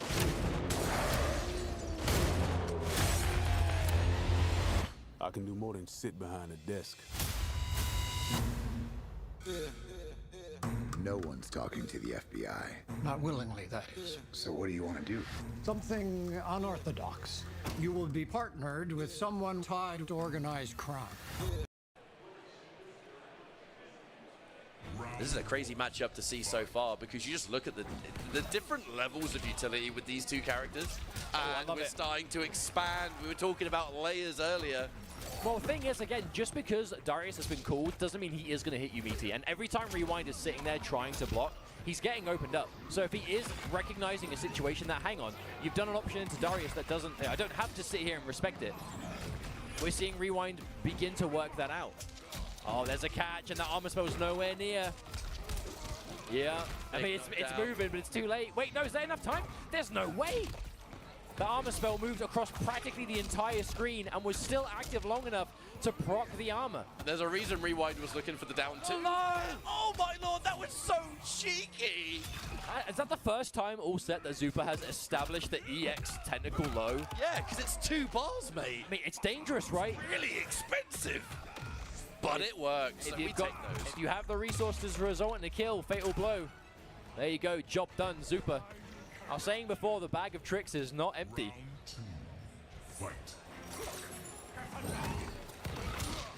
Nice use that forward two. Trying to establish, just outside the magic range to get caught. That's going to be armor time. Mix up, goes for the double overhead this time, just to keep Rewind on his toes, right? Armor break. But this is why we've seen Rewind be so slippery when dealing with these Darius mix-ups, because every time Rewind actually sits there and blocks them, he's been opened up. I think it has been every time. And the Darius, when he comes out, he can go overhead, he can go low. Quan Chi has his own options on the back of it. It's so difficult to defend against, and Rewind now has to surmount a fierce comeback. But no, I mean, this is going to do a lot of damage, but this is going to be difficult because you've spent the fatal blow now. No, this will waste the time, so Tremor's going to be back. Tremor's going to be back, and you've got 1 bar. This is a really bold move by Rewind. Wait a minute. I'm dying. Sorry, Ketchup's about to cough for like 30 seconds. If he as soon as we saw under that sky drop and scooped him, I would have lost my mind. That was low-key what I was expecting to happen. Because when you looked at the resources that were left, right, Tremor was back, there was a bar left, there was no break for Zupa. A command grab mix-up pretty much is going to be able to finish off what was left, but shoulda, woulda, coulda, did not happen. All right, well, we got 2 games apiece. Oh, wow. Oh, wow. Stood up just for the last shuriken, but the armor was enough. Yeah, the neutral has been so volatile for Rewind. Wow! The absolute know-how to just power through that tremor. One more significant hit, it whiffs again. Won't matter though, there's the low poke. If Sky drop into poke though, that is some danger. Match point. That's true. Zupa looking to maybe eliminate Rewind here. There we go, Zupa ready. And you know, someone with this much time into Quan Chi, they are going to know exactly where they can get away, when that armor is active, when they can take a hit on purpose, go for the interrupt. You kind of just have a built-in clock in your head. Wow. You just know exactly when to release block and tank these hits. Very reminiscent of like a sorcerer back in the day, Mortal Kombat X. Yeah, that's true. Oh, Rewind looking for the back three. Scoops. Goes for the 2-1 again. At this point, it's going to get broken, but the knockdown continues, so the advantage for Rewind was still prominent. However, the armor once again, Darius, the block on the low overhead. That might have been saving the skin, does not scout the wake up. That was the most important time in the whole set. Wait, does this work? That's it, you press back 3, you're getting gripped. That was the most important moment in the entire set for Rewind to block that mix-up, and he finally blocked it. And on the result, on the back of it, the result is reverse match point again. Okay, 1 round left. Losers bracket, who's going home, who's moving forward?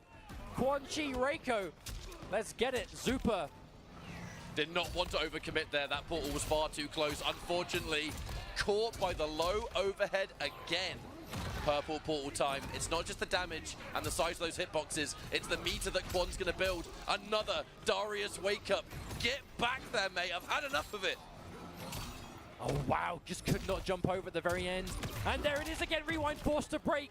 So much meter gone, though. Without that bar, the opportunity to get big damage is so reduced.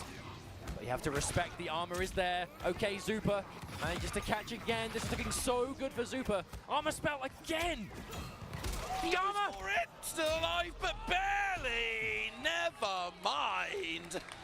The overhead finishes the job. That was such a cool set. No. The power of this team, the Quan Darius, it's really tricky to use.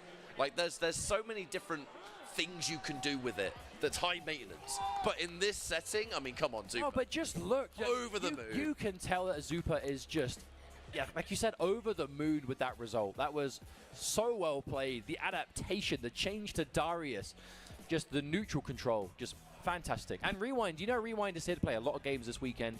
Oh, yeah. MK1. Rewind is one of those players who never really seems to lose it, you know, and definitely not going to be the case in MK1 either. You know, this is someone who is a final combat finalist, Evo champion in NetherRealm games. Just fantastic stuff all the way. All right, so I believe we're getting our next matches set up. However, had a fair few matches to kickstart things. We're going to go for a quick break, and when we return, Mortal Kombat 1 Top 8 Combo Breaker. We'll be back after this. Did anybody else see that weird light last night? What weird light? The wind was blowing all crazy. Hello everyone and welcome back. Combo Breaker 2026 is here, and so is the MK1 Top 8. We have the first round of games out of the way and plenty more left to do to find who's going to be our Combo Breaker champion this year. So we'll take a quick look at the bracket and find out what the rest of our journey is gonna look like. As you can see, Kanamani and Lavender Rain sitting pretty in that winners finals. But first, we need to send 2 more players home. Our next matchup is going to be 2 Trillion versus Killer Jinok, so USA versus Brazil again. We're going to see if it's going to be T1000 versus Rain, is my guess. And then it will be VGY versus Epic Zupa. So either way, we're in for some really nice matches. I think there's the fist bump. They were doing their button checks during the ad break, so I'm pretty sure we should be good to just jump straight in. It actually looks like Shinnok is going to be at least starting on the Quan Chi. What's up with all the Quan Chi these days? Hey, Quan Chi, he's one of those characters that I think the more people have had time with him to really kind of work him out, the stronger he is seen. I'm not going to sit here and say like sleeper top tier or anything, but I don't think Quan Chi is a bad character at all. And I think if you get like really strong players with like good neutral themselves and that awareness to kind of like micromanage all the weird stuff he does, I don't see why not. And at the same time though, Trillion looks so confident versus Lavender Rain. Ooh, nice. Boulder setups. Already we're going to be seeing how different, or how much of a difference, I should say, the cameo makes. We were seeing before the Darius, the constant overhead low. Tremor, definitely a different story. Consistently getting these throw combos, by the way, all of which, Quan Chi's combos, I mean, they're not exactly the longest in the world, but Tremor doesn't take long to come back. So, I mean, the utility is just never ending. Now, we saw Trillian in this exact situation. Ooh, okay. Did spend the bar, though. Yeah. That was sick. Shinnok with the green armor. Trillian was looking for the down 2 amp.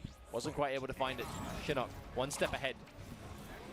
But Trillian was put in that position quite a few times against Lavender Rain. You know, kind of down on the back foot, had a comeback to make, but was consistently looking like he was able to do it. The question is, can he avoid that situation altogether?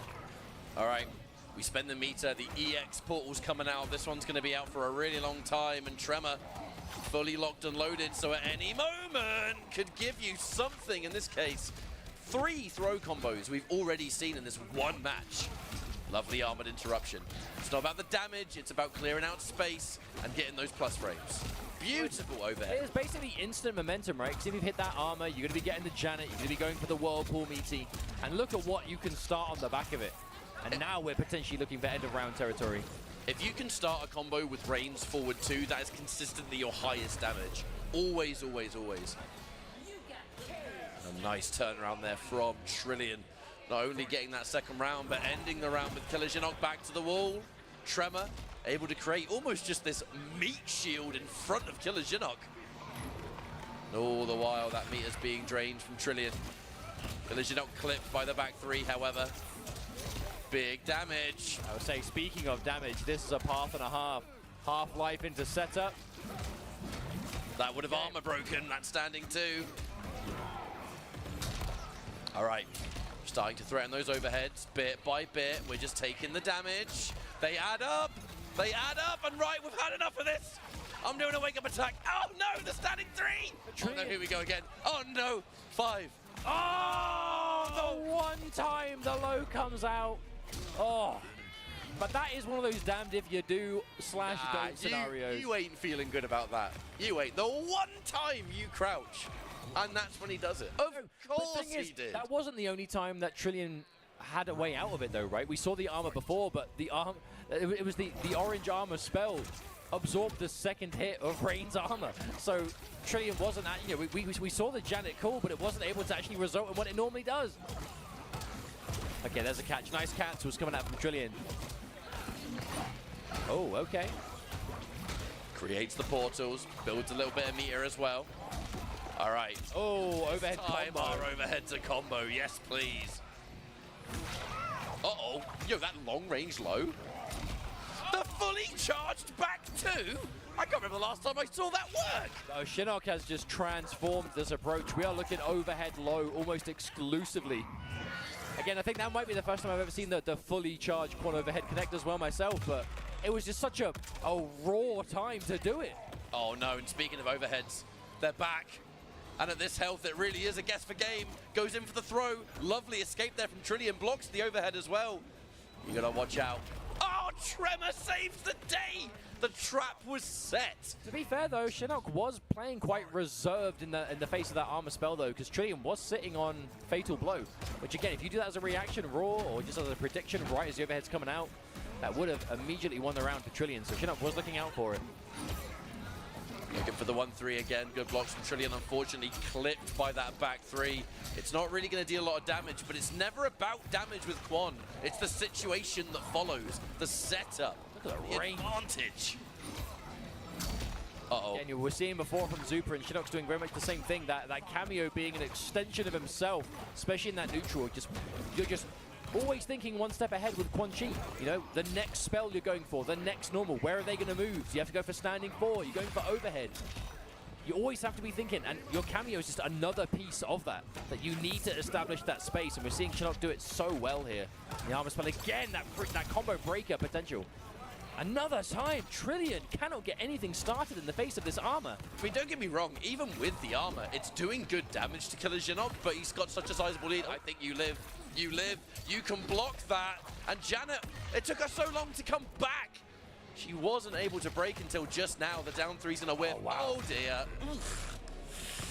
It was such a deliberate. No, that was a deliberate finish from Shinnok, right? As soon as we saw the situation post-breaker, immediately establishing the bone cage. And then from there, what do you do? It's the low special, it's the overhead. It was big range, and it would crush the down 3. 2-0, though, for Killer Shinnok. Okay, this is what we need from Trillian. Keep the pressure on Quan Chi. Do not give him room in the neutral to start his game. Give him any space, any breathing room. He is going to use it to smother you. Okay, this is a perfect round. An absolutely fantastic round from 2 Trillion. I mean, yeah, that was it. That was practically a perfect. It's the dynamics of the matchup. It's not a matter of Quan Chi landing the hit. It's just giving him room to set anything up. Get on him and do not move. Easier said than done, though, because there it is. That's going to whip. Yep. That's going to get caught. However, again, we are getting these combos. I think he's trying to interrupt and use that armor to his advantage. Unfortunately, is kind of just... Okay. Is Janet going to be here in time? No, not quite. But she is here to finish off. Oh, Tremor's nowhere to be seen. That 10-second penalty is brutal. Okay, counter hit on the low. Trillian was pressing, trying to find something to finish off this little scrap of life left. But now, this is what you want. Best case scenario now for Trillian. Shinnok definitely has his work cut out for him. Because the thing is, armor spell, if you absorb the armor, you still take damage. So armor spell is no longer going to be used. Get out of here. Now, that has to have been such a satisfying uppercut to hit for Trillian. After what he's been having to deal with at the hands of this tricky neutral, just hitting that guttural down too. But also, a fantastic turnaround for Trillian. And the obvious takeaway from that was Trillian was able to be much more in control. Just got that hit early, turned it into a snowball scenario, and just did not give Shinnok any of that neutral space to set up. And this is looking like more of the same. Already in the corner, no space. Doesn't quite manage to get the combo from the throw, and unfortunately in doing so, has given that space to Quan Chi. Gotta watch out, up block, but cannot press. Patience and discipline from Trillian keeps him going. Okay, there's a shove combo. Gonna be quite scaled. Shinnok ending it early, just getting the armor on the screen again, and the immediate turnaround. Oh, okay, these overheads, they don't do tons of damage, but they do add up over time. Geyser was able to armor break actually in that instance. Quan was locked into his animation. Looking for it again. An interesting territory. What are we going to do about this? Every single overhead this low, it's going to start adding up really quickly. Overhead tries to combo. That definitely would have been the round had it landed. Now it will be, and an easy confirm. That's the round, guaranteed. I mean, Shinnok saw the dash cancel, called out straight away with that fastest button Quan has standing into instant catch. Killer Shinnok now match point. A life bar away from eliminating 2 Trillion here, but Trillion has been playing. I mean, I don't think this is over unless we see another one of those rounds where it is just strength to strength. Orange portal on the screen, and away you go. All it takes is one orange portal for the advantage to begin. As you can see. Oh no, and he beats him to it with the air-to-air. That could be critical. Because now, just look. Okay. Pushes him out. Doesn't want to overcommit though again. The threat of the armor is always there. However, Janet not quite ready to combo from that throw. Plus frames. That whole thing gapless, by the way. Quan at some point, the 1-2-2 did actually become a gapless string. The Tremor will guarantee the portal in that case. You ain't never had an enemy like me, Kanan. Things with her could get messy. Do what you gotta do. You know what they say about family, man? Can't live with them. And that's going to be all she wrote for Trillion. Really, really good showing in this top 8. Killer Shinnok, man on a mission. Went in with that Quan Chi, knew exactly what he was going to do in the matchup there, which is create armor, try and zone you a little bit, but at the end of the day, it's when do you press? Trillion was trying so hard to be reserved and not just too eagerly press something. And even then, it was still so hard to work around it. Even in the face of the orange portal, you know, we were seeing the attempts, a lot of EX armor, a lot of Janet on the back of it, trying to plow through, get as many hits as possible to just deny it. But wasn't able to get the job done in the end. But of course, huge congrats on the top 8 itself. You know, Combo Breaker, such a beloved tournament, a major event. I think this tournament in general has been kind of like the NRS hub for the year, right? You know, obviously all the different games are here. That this is definitely a tournament that you want to be doing well at. So huge congrats on the top 8. But Shinnok is going to be the one moving forward. But we're moving to our next losers bracket match. Is going to be Video Games Yo versus Epic Zupa. So likely to see another Quan Chi coming out of Zupa. The question is, who is Video Games Yo going to play? Video Games Yo, the player of many teams in this game, quite unpredictable, but has had a comfort on the Shao. We've seen a lot of the Homelander. We've seen Sector. We've seen Melina as like a one-time anti, like Kanamani pick. Like, just who knows? I could genuinely see VGY play just about anything, and it wouldn't be a surprise because you know this player is prepared. Just going in for a button check first, and then we'll be jumping in. I do wonder. I mean, the General Shao, very suffocating character. Now, we're talking about trying to avoid what has become modern Quan Chi in Mortal Kombat 1, which the more competitive Quan we see, it's orange portal by any means necessary. Yes. So what character do you play that can either armor break the portal, just absolutely obliterate Quan up close so he doesn't have a chance to, or have strong neutral tools where even getting a portal on screen is easier said than done? Okay, well, it is going to be the General Shao. VGY locking it in, Zupa. Starting with the Darius this time, the Quan Chi Darius. So we're going to be seeing the return to that kind of like post-knockdown game. Whereas Tremor is more about constant pressure on block, kind of push back, neutral, whatever. Okay, arresting him. Arrest this man. That's not a terrible choice, actually, though, because if that happens, it's going to deter Quan so much from getting those spells out. Quan Chi accused. Crimes of neutral. Guilty. Oh, class frames. There's one thing we haven't talked about. Quan Chi, his buttons are not great in the speed department. So General Shao's plus frames, even things like the hand-to-hand sweep, that's going to be hard for Quan to deal with. Okay, I love this choice. So if you are full screen to Quan Chi, you do have access to the arrest. Okay, I see the vision here from VGY. You are inevitably going to be stuck against him at full screen, but you have a tracking move. Yeah, Striker, the handcuffs, probably the least likely Striker move we ever see from this cameo, but in this matchup might actually be extremely important. It could be the most vital move. Lovely read on the grab. What you were saying before, yeah, these plus frames from Shao are going to be scary for Quan to deal with, but if you just make those reads on the grab, you can punish it just as hard as everyone else. Standing button into the rising knee, by the way. Oh, there's the mix again. I was about to say standing button into rising knee happens so quickly. Ooh. Again, crushes the armor, but 4-2-1. Love to see it. Okay, this time the adaptation from Zupa.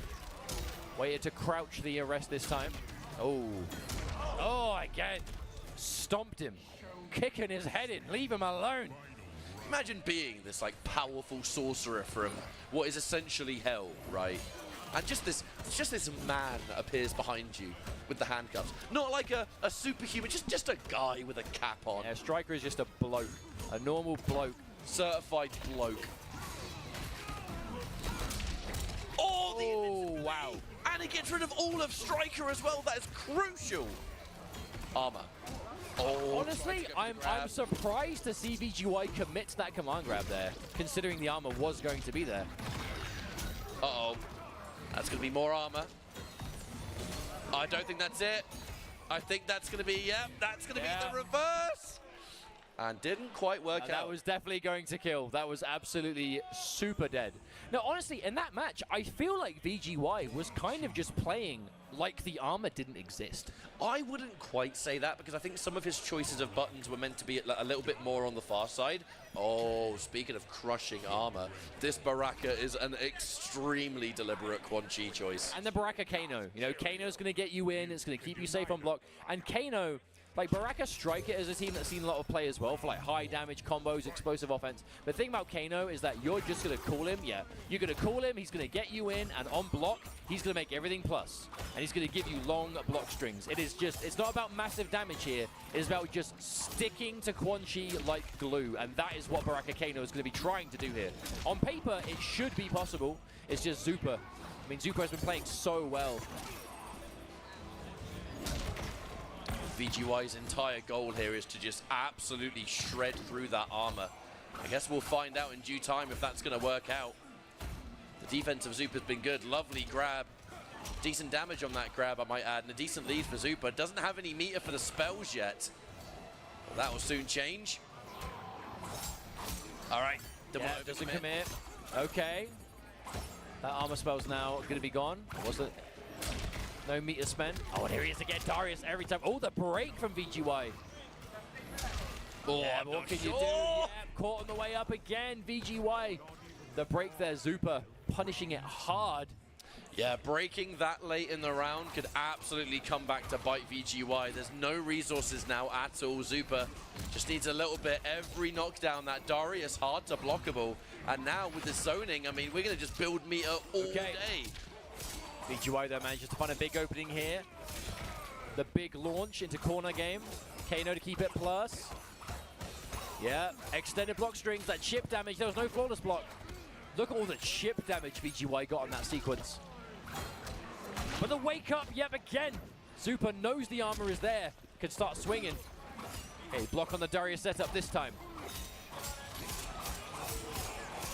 Ooh, the animation lock keeps us in. Almost got armor broken there, but not quite. Darius, another good block on that low overhead from VGY. Oh, tried to maybe go for some sort of buffer there. Oh no, Kano. That doesn't matter. Doesn't matter. I was so worried that Kano ruined that. Well, I feel like if you spend one of the bars on the EX blade charge, that does guarantee the kill, but that's super meter. Yeah, well, I've just made a shocking discovery, right? All 4 characters in this match are bald as hell. That's true. That's actually crazy, man. The quad? Quad baldness. There's the armor. Oh, massive jump in. Yeah, and I love the immediate confirm into the blade charge too. And the force blocks. Yeah, the armor spell. Dude, go away. Zupa spent the whole time moving it forward and it actually got in range. That's crazy. You're like the portable fan out and it's just shoot it into the distance. Had enough of you. Uh-oh. There's the mix. Oh, Kano. Low key, I think Kano's actually. Oh no, there's no Kano. There's no Kano to be had. That will be a huge punish. Can you kill on this though? Oh, Darius, how do you avoid the chip? Is it possible? It missed. It completely missed on the flawless block. The flawless blocks from VGY have been so clutch, but not enough. The sky drop is clean, and Zupa. I mean, you know he's feeling that one. VGY almost had the clutchness to the very end, but now a 2-game deficit. You know, I don't think this pick is a bad idea. I think there was some questionable cameo calls which were knocking. Basically, when the armor was in play and Kano was called, I feel like in that instance, Kano was actually hurting VGY. Whether it's putting you in a position that it occupies the armor and now you're suddenly unsafe, knocking you out of damage that you kind of need to get the kill. But it's hard, right? Because it's a unique approach. Because it's like, you're not used to having Kano be denied like that by the armor spell. The first time we saw the Kano ball and it made the combo fall short, at least VGY still got the round. That double knife right near the end of the last round, Kano straight up just ruined that. Now we'll see what Striker's doing. The grenades will still add to the safety. All right, big pickup again. That was armor spent. That wake up from Darius is just proving so useful. 120 damage a pop as well, you know, that doesn't tickle. You're under arrest. We are going to retain that utility of the Striker handcuffs. Oh. Oh! Crushed it. So much armor, VGY just cannot find it. A good block again. VGY's defense has been so good on these blocks, but close block again, Zupa. And again, all you need is a poke. Instant confirm again, just trying desperately to waste as much of that armor time as possible. Even down to the spending the extra bar just for the stab at the end of that blade charge. Uh-oh. Oh, no. Oh, no. Oh, no. You can't break. Oh, he missed. Zupa with the drop. He's alive. Oh, my goodness. Oh, my goodness. What is going on, Ketchup? We were 1% short. That's what happened, but we still managed to find a way. Doesn't want to overcommit here. Darius, just the raw overhead, setups into setups. The pokes, knows the armor's going to be there. Zupa, the awareness. Like I say, if you're a Quan player, you just have this built-in timer in your head. But even you know when it's coming. Even choosing, you're not going to get a massive combo for it. Just take the down 2, right? The damage. Zupa playing so optimal in these situations. VGY, again, as soon as you have that orange portal behind you, you cannot play normally. Or low. Okay, yep. No bar to extend, no striker either. We are starved on the resources. Is VGY as Zupa finds another opening and a match point. Zupa back to the wall, but not looking like a disadvantage right now. I see 1 bar of meter, and we all know how it's going to get spent. Yep. There it is. Now it's going to be up for way longer than that blade charge is going to do. Goes in for the meaty standing 4. I like the choice. Picks it up. Darius, a little bit too early. There's the blade charge again. VGY in the lead here. And we have the grenade now. We can start to establish. And again, the armor, yeah. But VGY, you get the 2-1. You almost sense a frustration from VGY. You know, you don't want to have to drop every single combo short.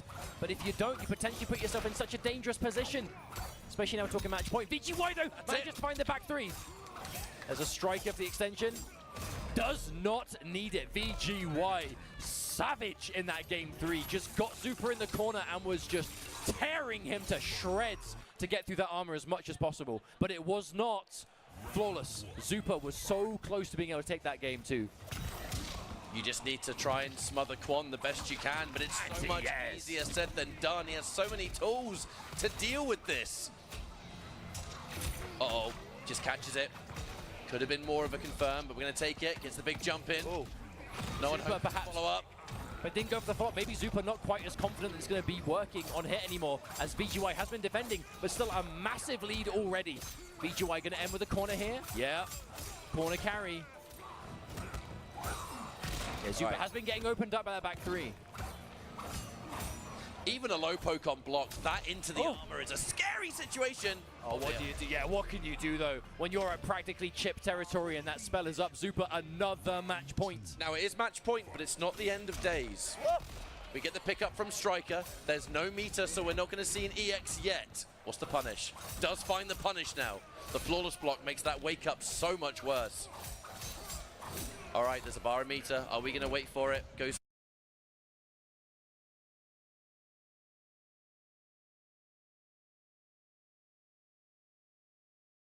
Striker not available to make that save. All right, Armored Spell is out. Oh, Zupa tried to take the hit on purpose, and then wake up immediately. Zupa, mid-screen, this is where he needs to stay. Reaction! See ya later! They'll do anything to keep the optimum advantage to themselves. Ding dong, it's Realtor.com time. Honey, Mortgage Bunny 6 says we should keep. Okay, VGY manages to go up in the set at the very end. This will be doing enough damage. Fatal Blow, it's spent now, but what else was it being used on? Yeah, that's a best case scenario. Get that reaction on board, get the round. If you're in the last game, use it or lose it. You don't have any regrets afterwards. Ooh. Oh no, he's got a gun! And now it's gone. Just like that. Imagine being a sorcerer and just dude with gun. It just makes it feel a little bit redundant, doesn't it? Okay, though, this is best case scenario now. VGY, armor break again. The armor's going to save him one more time as Zupa. Oh, annihilation right at the end. The reverse, the comeback of VGY. It all came down to the Baraka and the main man, Striker himself. Now, Striker is an important pick at the end, but it really was that Baraka. The Baraka changed, and it was just the way he was playing it too. The instant confirms into Blade Charge to just move away from the armor, waste the time, keep ChunLi blocking, having the armor shred. Just everything about that pick was smart. But massive, massive shout-outs to Zupa for putting on a fantastic show. That ChunLi is absolutely no joke, as we saw at Frosty Faustings, and we're seeing here again, Combo Breaker. That was, I think, really case in point why VGY has been so consistently considered just one of the best in Mortal Kombat 1 for a very, very long time, because it's preparation and just a absolute understanding of what's the right tool for the job. Yep. Right, you know, so gone are the days where VGY was kind of like, right, I'm gonna play loads of Shao and that's it, or I'll play Johnny Cage and that's it. You play the game so much and you compete so much, you look at that objectively and go, this character, this cameo for something that's been terrorizing people in this top 8, and then the game plan is so solid.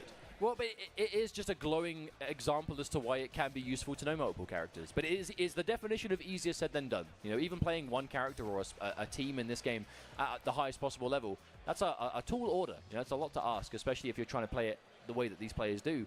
But if you are good enough to do it, and if you have the time and you have the ability to swap between these teams, the ability to swap on the fly, to see this kind of matchup, like I need something specific because this character is weird and I need to know what I'm doing about it, it just gives you more options, right? More up your sleeve. But yeah, easier said than done for sure, playing characters, or that many characters, cameos on top of it as well. But VGY has always been a bit of an experimenter in this game. He was always playing, even if we were talking just his Shao, how many cameos has he played with Shao over the game's Possibly lifetime? every single one. Yeah, anything. Because you know, if there's even remotely a synergy that exists, he's looked it up.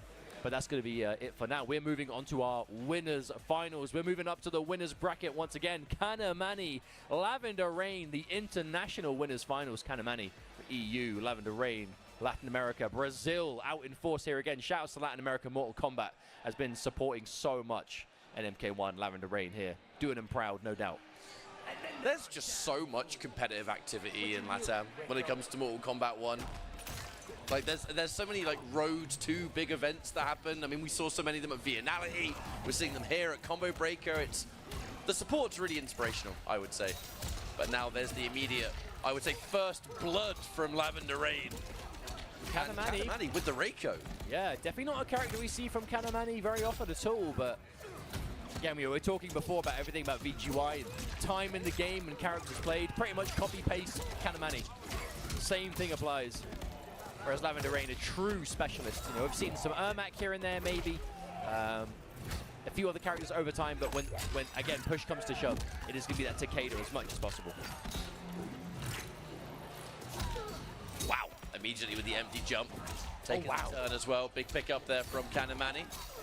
And the forward one hit Takeda, the two hit Jax. One string, two-piece, thank you very much. Plus frames into staggers. So many of those down fours. Goes in for the mid as well. Lavender Rain caught slipping. That is a problem that Takeda is going to have, you know, not great defense. Doesn't have amazing quick mids to kind of defend. Armor, not great. So someone like Reiko who can get in is just going to put on that pressure so thick. That was a really brave interruption from Lavender Rain, by the way. Just must have acknowledged that Tremor's come out a little bit too late. Interrupts it with standing one, and jobs are good, and about half-life's already gone. Now, this is not where you want to be. Back to the wall, defending against Reiko. Tremor not quite ready for the extension yet, but he is coming. There he is. Used immediately, yeah.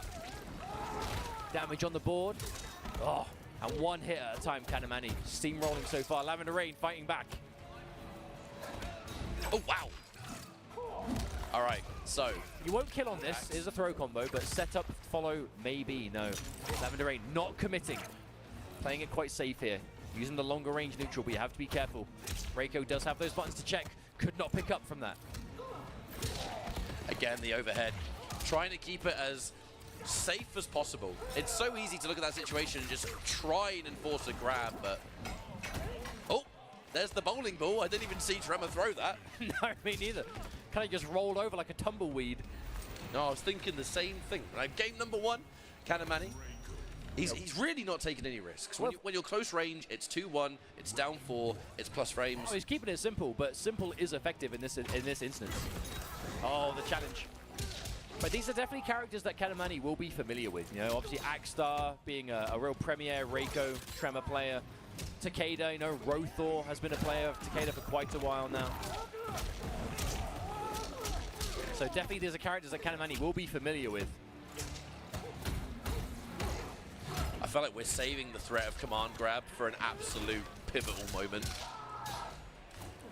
It's great to end combos with for the damage. But again, like I'm saying, this close range game, it's all plus frames and just the overhead load. And then Tremor. Jax, watch out! Look after your mate! Come on, man! He's sitting there beating up Tremor like, I'm doing such a good job. All the while, your mate's just dead on the floor. Takeda is slightly concussed. He'll be right. Do you have any ibuprofen? I have a headache.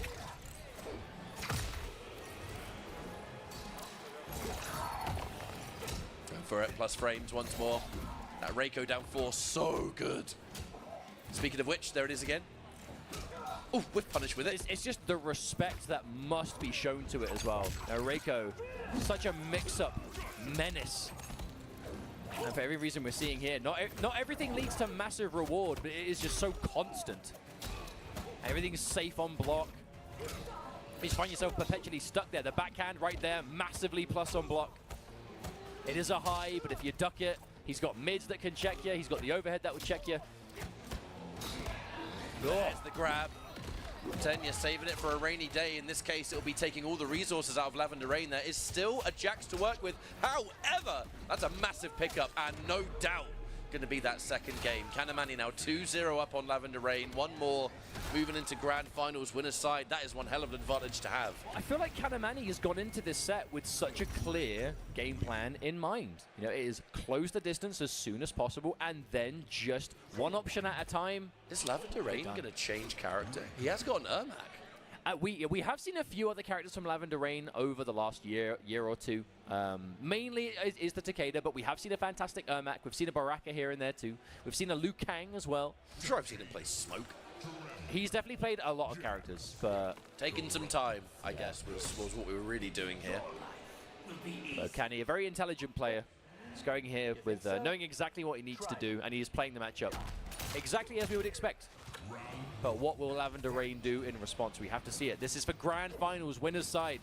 Top 3 is secured, but top 2 hangs in the balance. I went to Jefferson for bariatric surgery, but my tests revealed lung cancer. But I was fortunate. My doctors found the cancer early, and at every step, they supported me. Jefferson gave me my life back. The path to a college degree is more affordable than you think. With Sophia Learning, you can take real college-level courses. All right, Jax managing to catch the cameo early. However, it's quite important though, because Reiko with no Tremor available is kind of just overhead low, regular grab. Suddenly it's a lot less threatening. And look at me, Tremors, he's only just started coming back. He's been gone for quite some time. Definitely gives Lavender Rain a lot more breathing space. However, that time is running out. Lovely pickup though. There's the immediate break. So much respect being shown from Canny. If you're going to deal damage, I'm just shutting it down immediately. I'm not messing around with it. Again, this is an immediate adaptation. Lavender Rain, much better usage. Dude, Jax is just beating the crap out of Tremor every single time. It's true 2v2.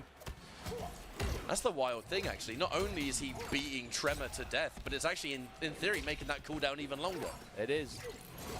But then, again, as soon as Tremor's been taken off the board, you actually can establish these buttons a bit more. Because Lavender Rain hasn't been able to use back too much of anything. Hasn't been able to establish that range game that Takeda normally thrives at. Oh, the double hit. Oh, no, that didn't combo. Went for the pickup there. Couldn't quite land it. Oh, the whiff! Oh, dear! If that grab connected, that would have been curtains for Lavender Rain. But Kanamani did not get it, and Lavender Rain made him pay dearly.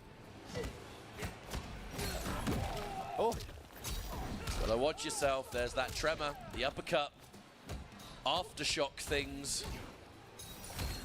Takes the pushback of the energy wave, backs up the projectile game. I mean, Reiko, it can almost just be considered another one of his normals. But sometimes those close-range projectiles. But Kanamani, oh, the preemptive Jax call for the gotcha grab.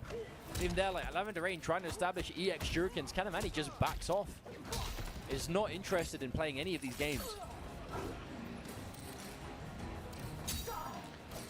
The Miracle down 4, rears its head again. Massive confirm. Such a crucial part of that game. You want to contest with that down 4 and then his back 3 just eats you for breakfast.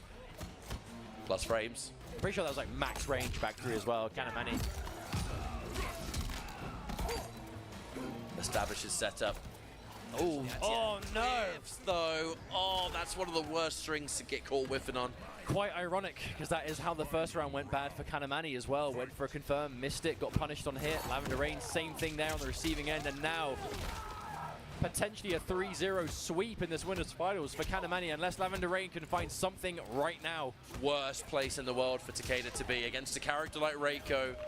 Takeda, I mean, he basically has armor that is so bad you may as well pretend it doesn't exist. Oh, Tremor! Uh-oh. Max range pickup. No bar, but Tremor's there. Down 2. Oh no, the mix-ups. Anything kills at this life. That down 2 is a single hit punish. You can't break. An overwhelming aggression is going to see Kanamani move into Grand Finals winner's side. This is going to be... You look at that situation for Kanny, I am unsure if anyone else is going to be able to take this tournament now. So I do not want to speak too soon, and I certainly don't want to jinx it. But I cannot remember the last time a European player, or a player from the EU region in general, won Combo Breaker in a mainline NRS game. I mean, Foxy way back when, but... 2016.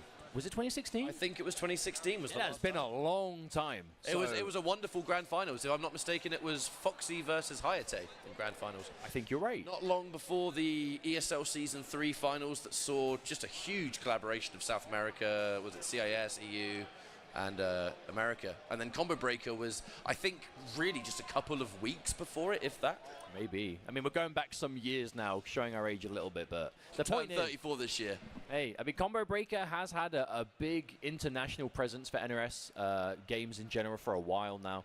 You know, with the rise of just the overall popularity of the games worldwide, I suppose. And here we are, Kanamani, sitting in that Grand Finals winner's side. But we are going to go to our final break of this top 8. We will see you in a few minutes' time. Don't go anywhere, because MK1 will conclude here after this. Hey everybody, and welcome back. We are in the final stages of Mortal Kombat 1 here at Combo Breaker 2026. My name's Ketchup, joined by Mustard, and it's been a great time. It really has. Our next match is going to be in the top 4 territory. Unfortunately, we're back into the losers bracket, right? So someone's going home, and it's a long trip. It's going to be South America. It's going to be Brazil versus England with VGY. And I'll tell you what, I've been a huge fan of the collection of territories in this tournament, the level of competition, the pedigree that winning this is going to bring, and the fact that what a way to kickstart this NetherRealm celebration. I've just realized as well, though, so top 4 is 2 LATAM, 2 EU. Ooh, sorry, America. Damn. I mean, it's uncommon that this kind of thing normally happens, right? I don't think I've literally, in like a decade, ever been able to roast that before. I mean, you are getting some booze, and I think you kind of deserve it. Yeah, I'm like, you know, biased and corrupt. But alas, it has resulted in quite an unpredictable top 4. I think if you're Killer Shinnok in this instance, and you've been looking to play the Quan Chi, you definitely, watching that previous match, I mean, yeah, we're seeing the Baraka Striker to begin from VGY. I don't think it's possible to look at that match and not see the adaptation that VGY was making, you know? Well, if you're Killer Shinnok, you know what VGY is looking to do, looking for those blade charges, looking for the armor shred with these fast-hitting strings.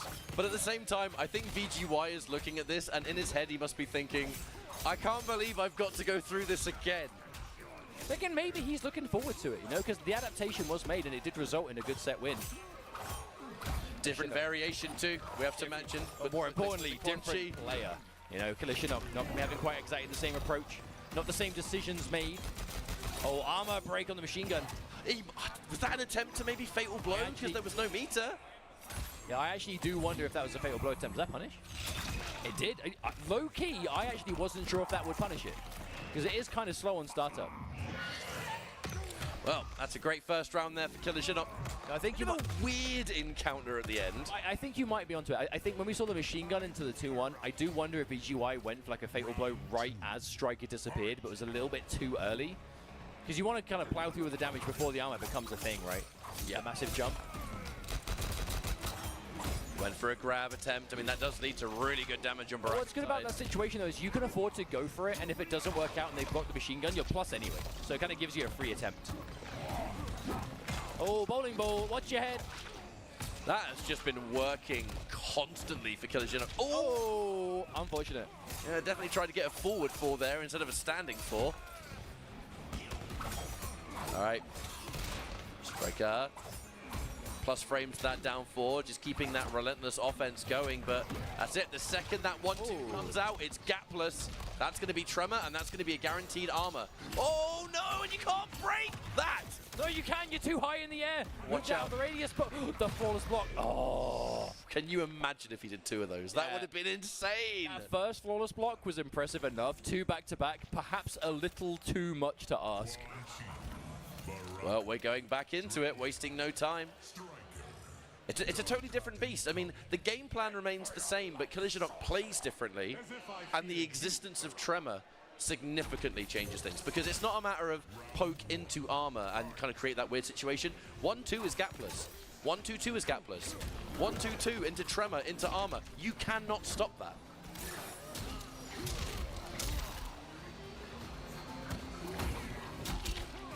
There's the back 3, though, to open things up. VGY looking to establish himself here. I like going for the blade charge in, though, for a bit more corner carry, because you really want to get ChunLi back to the wall. You do not want to give him neutral to work with. I mean, for reasons we have gone over many times.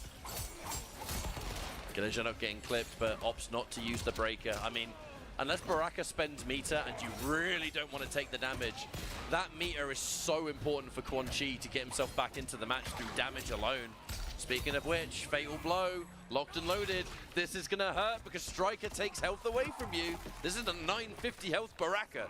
This probably, okay, so this definitely doesn't do enough to kill, but this is gonna be a miserable situation to be in. Tremor is ready, there's loads of meter, you've got some space to work with, and yeah, it's round 1, you can't rely on the last breath. Straight up bullet hell that was. Yeah, I mean, what can you do? So much screen just covered. Instant break. VGY not messing around here, but ChunLi manages to find it. Yeah, there's the Tremor pickup. That's one good thing about this team. You do get some pretty juicy damage off of Sky Drop extensions thanks to the ground pound. That was some of the original ChunLi Tremor tech, the Sky Drop combos. Oh, no, the armor's going to come back, but we're still getting crushed. Strange encounter after strange encounter. But in this, you have to accept it, right? I think both these players very content to kind of just roll with the madness as it happens. Oh, I love that call out. Love that call out. So VGY quite likely to go for the extended 4 there at the end, but the 4-4, a double high. If you think they're just going to go for a meaty 4-4, you can just duck underneath it. That was a fantastic call out from ChunLi. Beautifully played. VGY has to make a decision. If there's any other character or team in the back pocket that might somewhat deal with this, I wouldn't say better, but the Baraka just hasn't quite been cutting it, right? Whatever you pick also has to cover all of Shinnok's characters. You know, in this tournament, we've seen ChunLi has been likely to go to the T1000 as well as the ChunLi, and as VGY, you know, you're 2 games down. Whatever you pick now has to cover everything. Everything that Shinnok can throw at you. I don't hate this. Okay. I don't hate this choice. I feel like the ranged game. Shouts to Josh. Josh TQ. Liu Kang main, brother of VGY. But yeah, Liu Kang is the character that VGY is betting his combo breaker life on this year. I think Liu Kang's 1-2-1 should do a sufficient job of crushing armor. My only concern is the range. Quan versus Liu. Quan can zone Liu quite effectively. So we shall see how this goes. VGY down in life at the moment. I mean, to be fair, Sky Drop on block, the 1-2 will punish it regardless of whether there's armor or not.